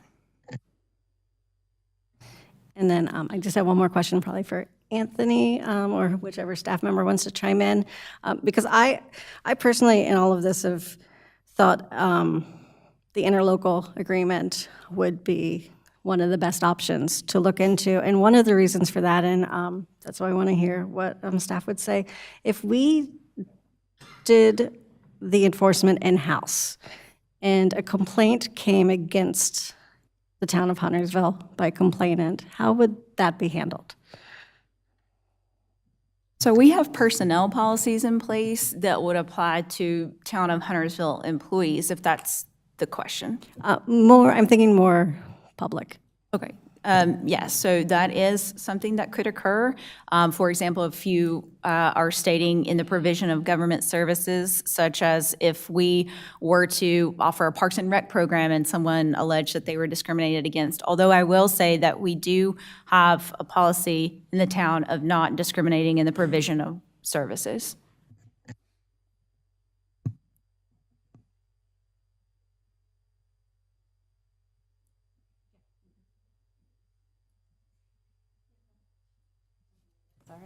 Okay, fine.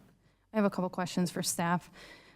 This question is about enforcement. If we were to do it in-house, what happens if a business refuses to pay or engage in that process? We cannot force them to engage in a conciliatory effort. If they do not pay, then we would have the option of attempting to essentially go to court and have the court issue an order mandating that they pay the civil penalty. It's called a civil action in the nature of debt. So we would be required to go to court and seek that payment. Okay. On the other hand, if we utilize the interlocal agreement, how would we pay those fees? Like, where does that money come from? That would be an Anthony question. You know, if that's the route we go down, we would probably set some money aside in the budget for those type issues. We'd have to guesstimate, you know, maybe I'd use Charlotte and say it's 10 at $3,500. You know, we'd have to just look at something like that, if that's what choice we went down. But I would hope we would not go to court to collect $250, because I'll just be honest, that'd be stupid. It costs us a whole lot more to try to collect $250. So that makes no sense to me, to do that. Okay. Commissioner Dumas also referenced the ability to track complaints, and so I'm wondering, like, where these complaints would be tracked. Like, would residents be able to search that information? Where does that live?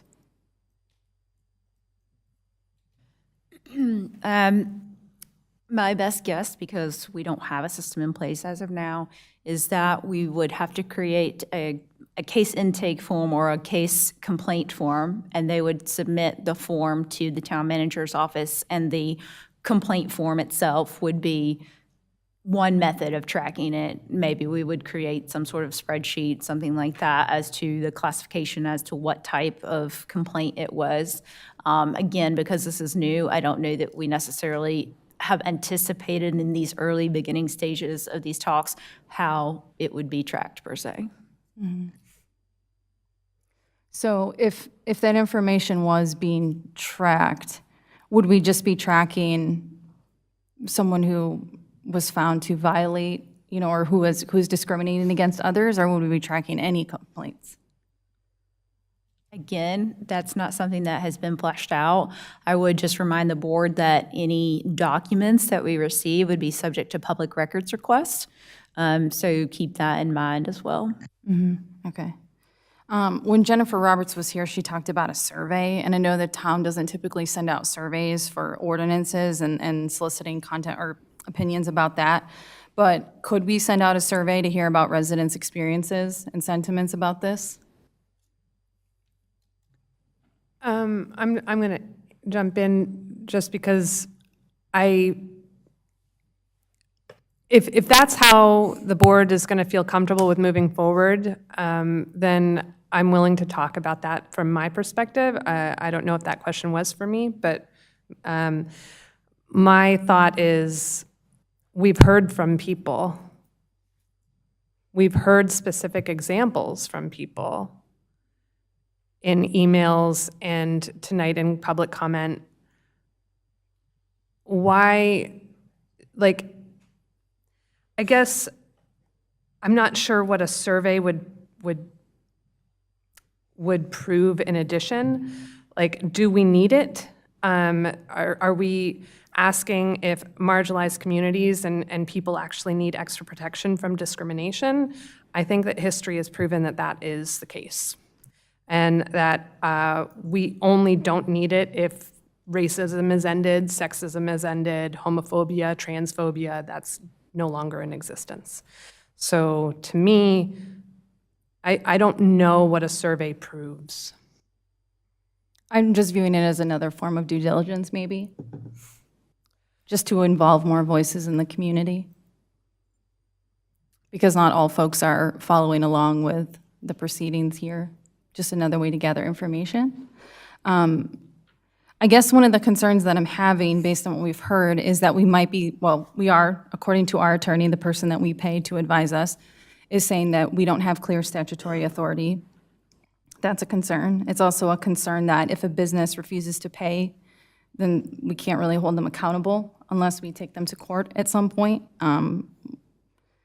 which, depending on the violations, that may not be worth it for $250, as Anthony pointed out.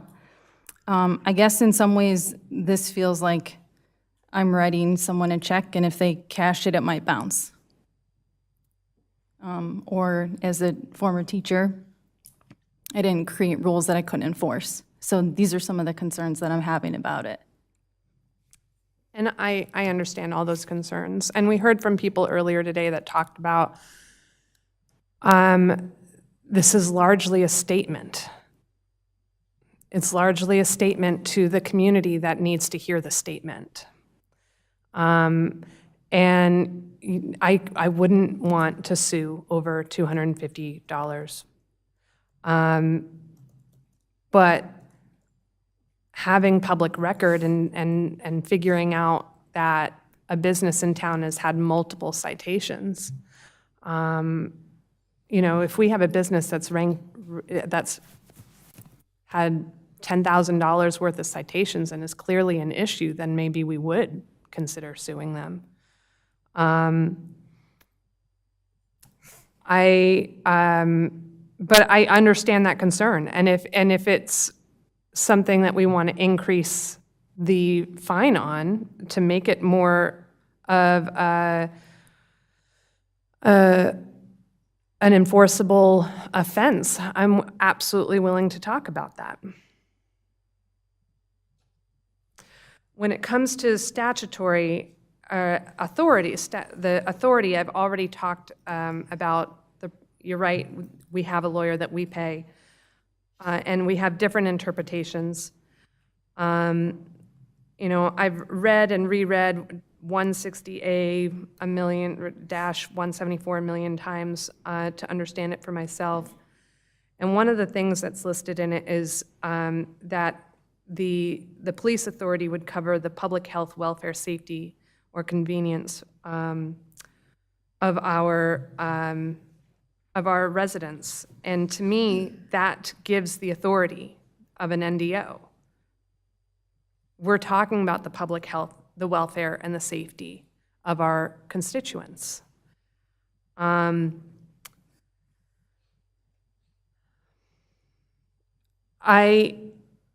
I feel like we've heard from the community. I've already talked about that. If we want to do a survey, if that's going to help everybody feel more comfortable, that's fine. If that's what's going to be what helps folks get to a yes, we can do a survey. But I don't want to do a survey if everybody's going to be a no anyway. And so, I want to talk over the next couple of weeks before a vote about levers that will actually help folks decide that they want that they can support this. If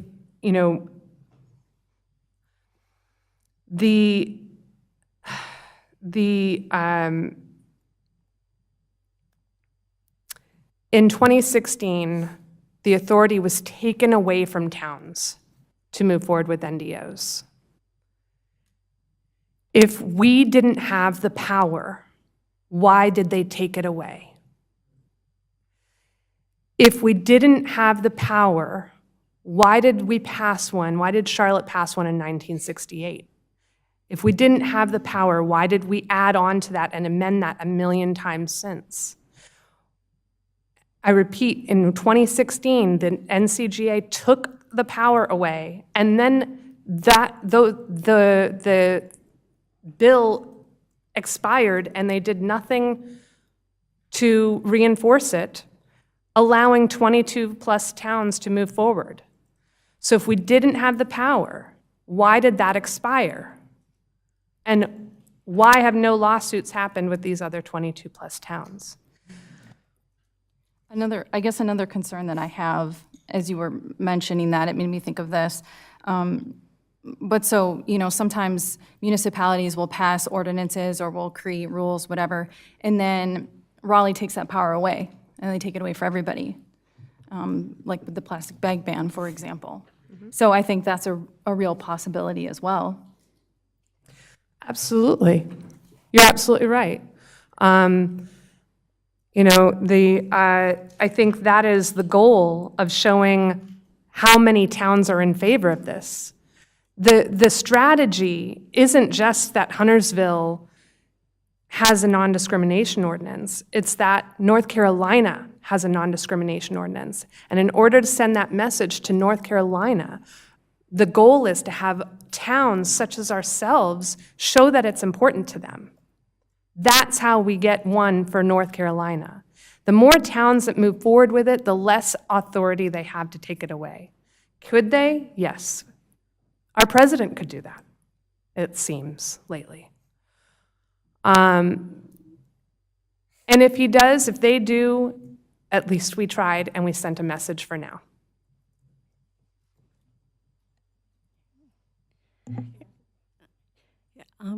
There's a couple things. I often hear, and not just tonight, but in general, the town attorney being described as our attorney. And I kind of just want to make it clear to whoever's listening that our town attorney, who does an excellent job, his role is to protect not myself, not Mayor Clark, not the board. It's to look out and protect the town. And Emily, you do a good job at that. You do a very good job at that. And you're paid to be cautious. That is part of your job description. And I understand that. But what I also think about is that when you look at history, and for example, in my husband's family, he has family that only survived the Holocaust because they provided shelter when it was not allowed, when it was against the law. And there just are times where what's right and what's moral has to take precedence.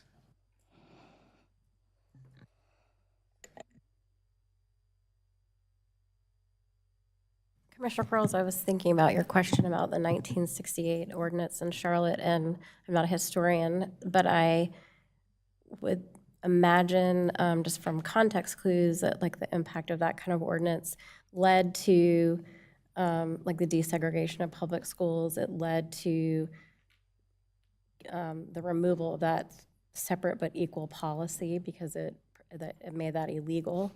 And so then it would have that would have been like one of the steps in making those things possible. Now I have to go back and fact check myself on this, but that would be where I would put my mind if thinking about a 1968 ordinance and how it would have helped with the civil rights movement at the time. But that's something like you and I can sit down and do some more research on. That's kind of where my brain was thinking about. And then the next thing that's been on my mind a lot is Commissioner Bergsman and I went to a presentation by the Anti-Defamation League earlier this year, and I'm not sure I can get through this without getting checked up, but one element of that was the extreme impact of anti-Semitism in our country that's on the rise, and the incidence of anti-Semitism and hate against Jews is second only to hate against people of color, of Black and brown people.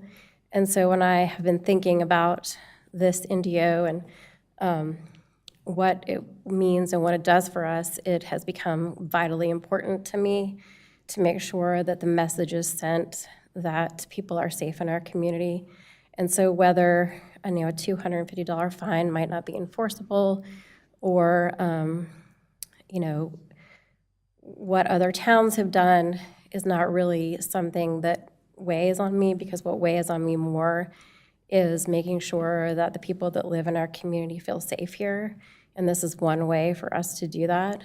And so that's something I just want us to think about as we continue to move forward with our discussions. And I do think all these things and suggestions and ideas are beneficial, and that it kind of opens the conversation, and that we can find a pathway forward if we continue to work together and have open lines of communication. That is our expertise up here at this dais, is what we do to go really well together, is we speak to each other and with respect, and that we try to work together to resolve issues. And so I hope that we will continue to do that and find a pathway for this so that we can get it on the agenda. I thank you for that comment, but when we bring up the NDO, people should not shy away from critical conversations or the tough conversations. If you want to talk about the NDO, we need to be real about it. And you mentioned but what the NDO did in 1968, but also during that time we had redlining districts. So again, the NDO was there, but my point was, how did it protect people 100%? How did it fully protect someone? Again, she mentioned that the proclamation served no purpose. And if you want to bring back to history, I would tell you that an NDO in the past, it served no purpose. And my thing when I say served no purpose, I have been discriminated against. I know others who have been discriminated against, from employment opportunities, from housing opportunities. These are firsthand experiences. So when I say serve no purpose, it may serve a purpose for some people, but I know some who it didn't serve a purpose too. So by me saying these things, I respect every person that come here and spoke in favor of the NDO. I respect it and I understand where they're coming from. But I also ask people to respect where I come from, because as my notes, my comments I'm gonna say, some people have never been discriminated against. So you don't know where I'm coming from when I make these comments. And if we can't have critical conversations, and that's part of leadership, that's a leadership course. If we can't have critical conversations, then we need to scratch this, because in discussing this, to move forward and move this town forward, we have to have the critical conversation. And it's uncomfortable to have these conversations. I know it's uncomfortable, but I'm bold enough to say these type of things, because if we want to move forward, understand the path that someone else who's been discriminated against, understand the path and the shoes they've walked in. That's all I'm asking us to do. And again, I'll say it again, I'm in favor of the NDO. But we need to be able to, when we go out and talk to someone who's not in favor of it. Okay, my friends, he's gone. He and his husband gone, dear friend of mine. We have those conversations. But because a black man make these conversations, I know I'm making you uncomfortable. And that's the purpose of it, because talking about the NDO makes me uncomfortable. So what makes you uncomfortable? Why can't I be uncomfortable and you not? I'm not uncomfortable. I don't know. I don't feel like maybe the comment that came across. And I don't what want to is seem it like I'm about the here. NDO makes that you uncomfortable? It doesn't fully protect everyone. You have different municipalities, 22 out of 552, and the 22, all of them are different. Not one of them are identical.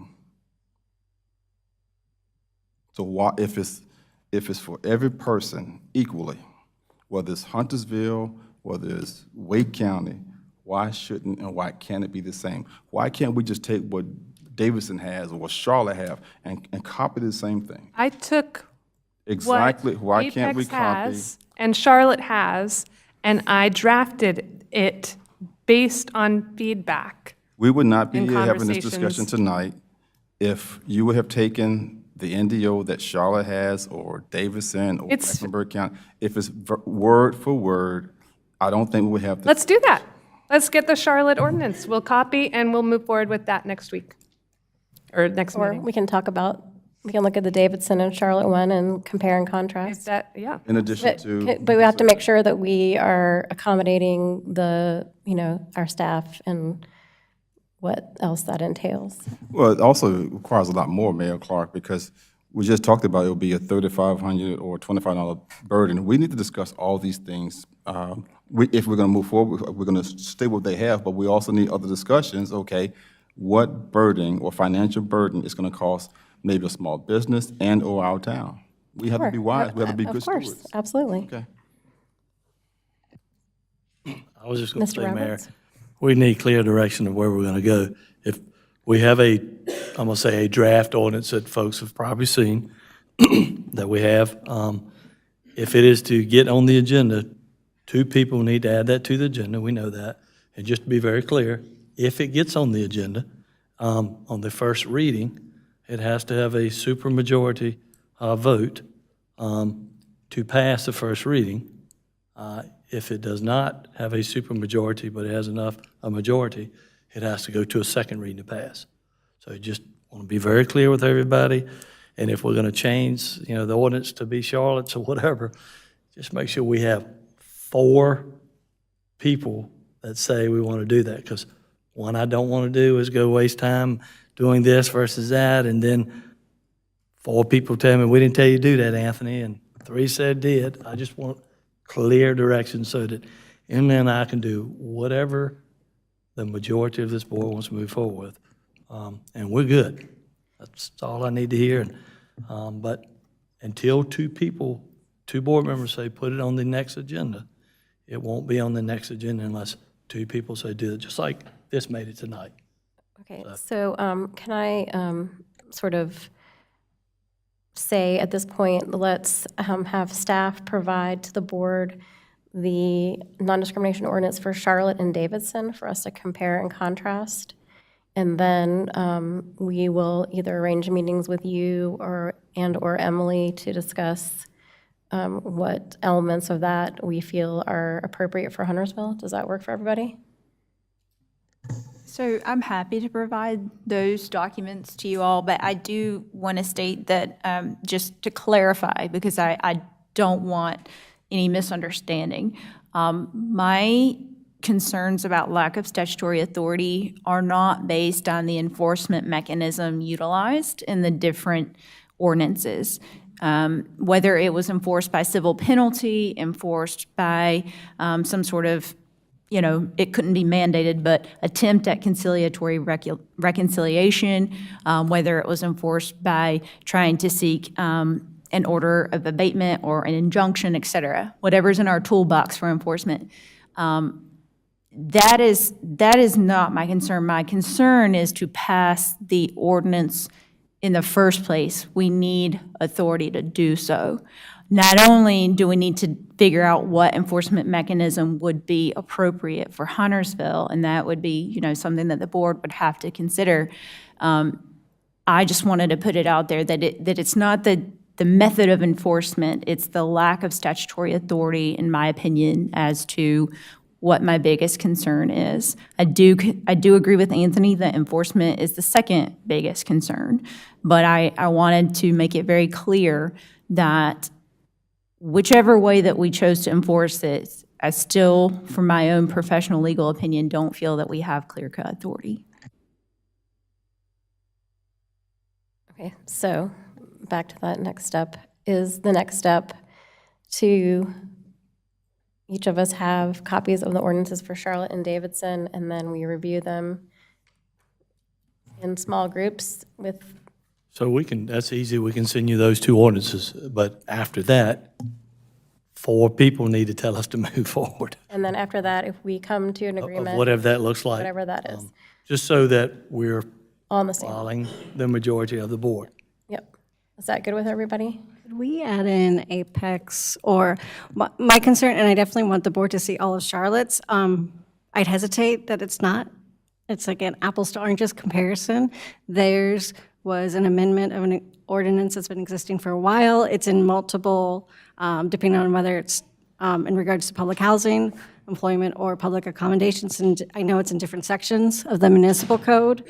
So I just want to make sure that everybody would also have enough resources in addition to just that one that would be more similar to our So you're requesting we also have Apex in the mix to have a set of 3?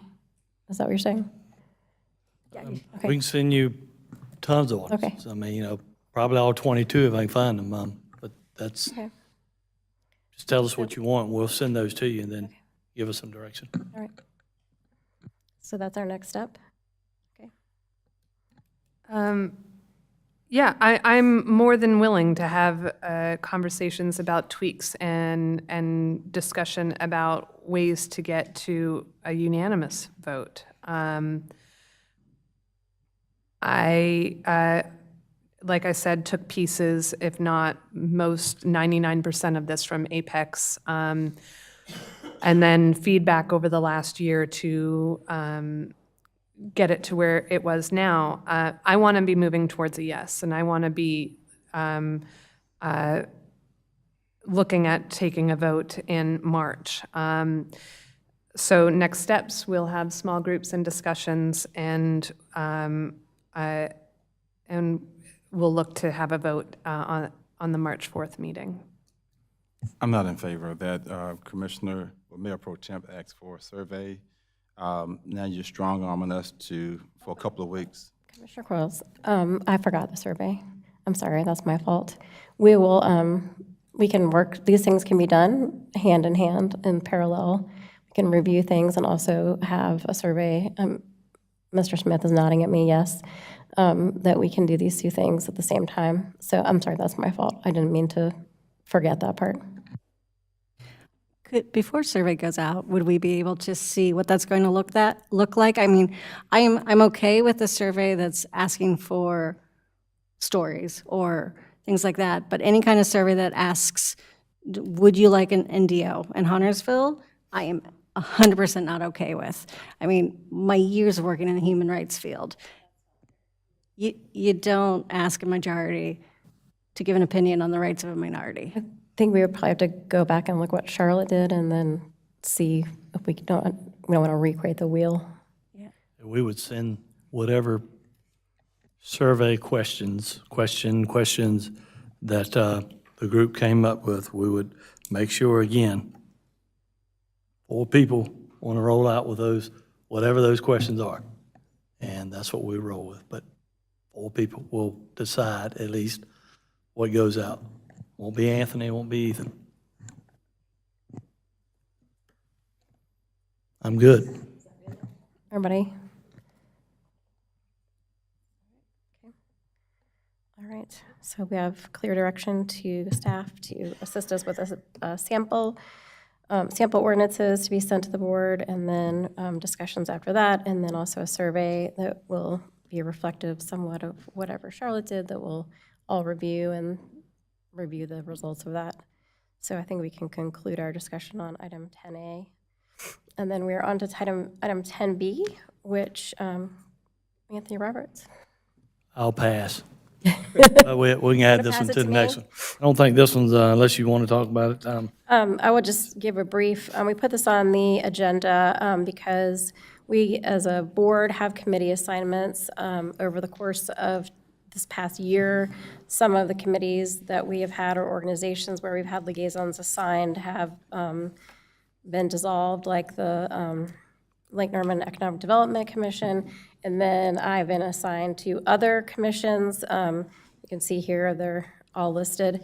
And so we were just we're probably going to take a look at each of these different places where board members are appointed as liaisons, and also where staff has a commitment to take minutes, to do recordings, et cetera, and kind of revamp and streamline based on our needs.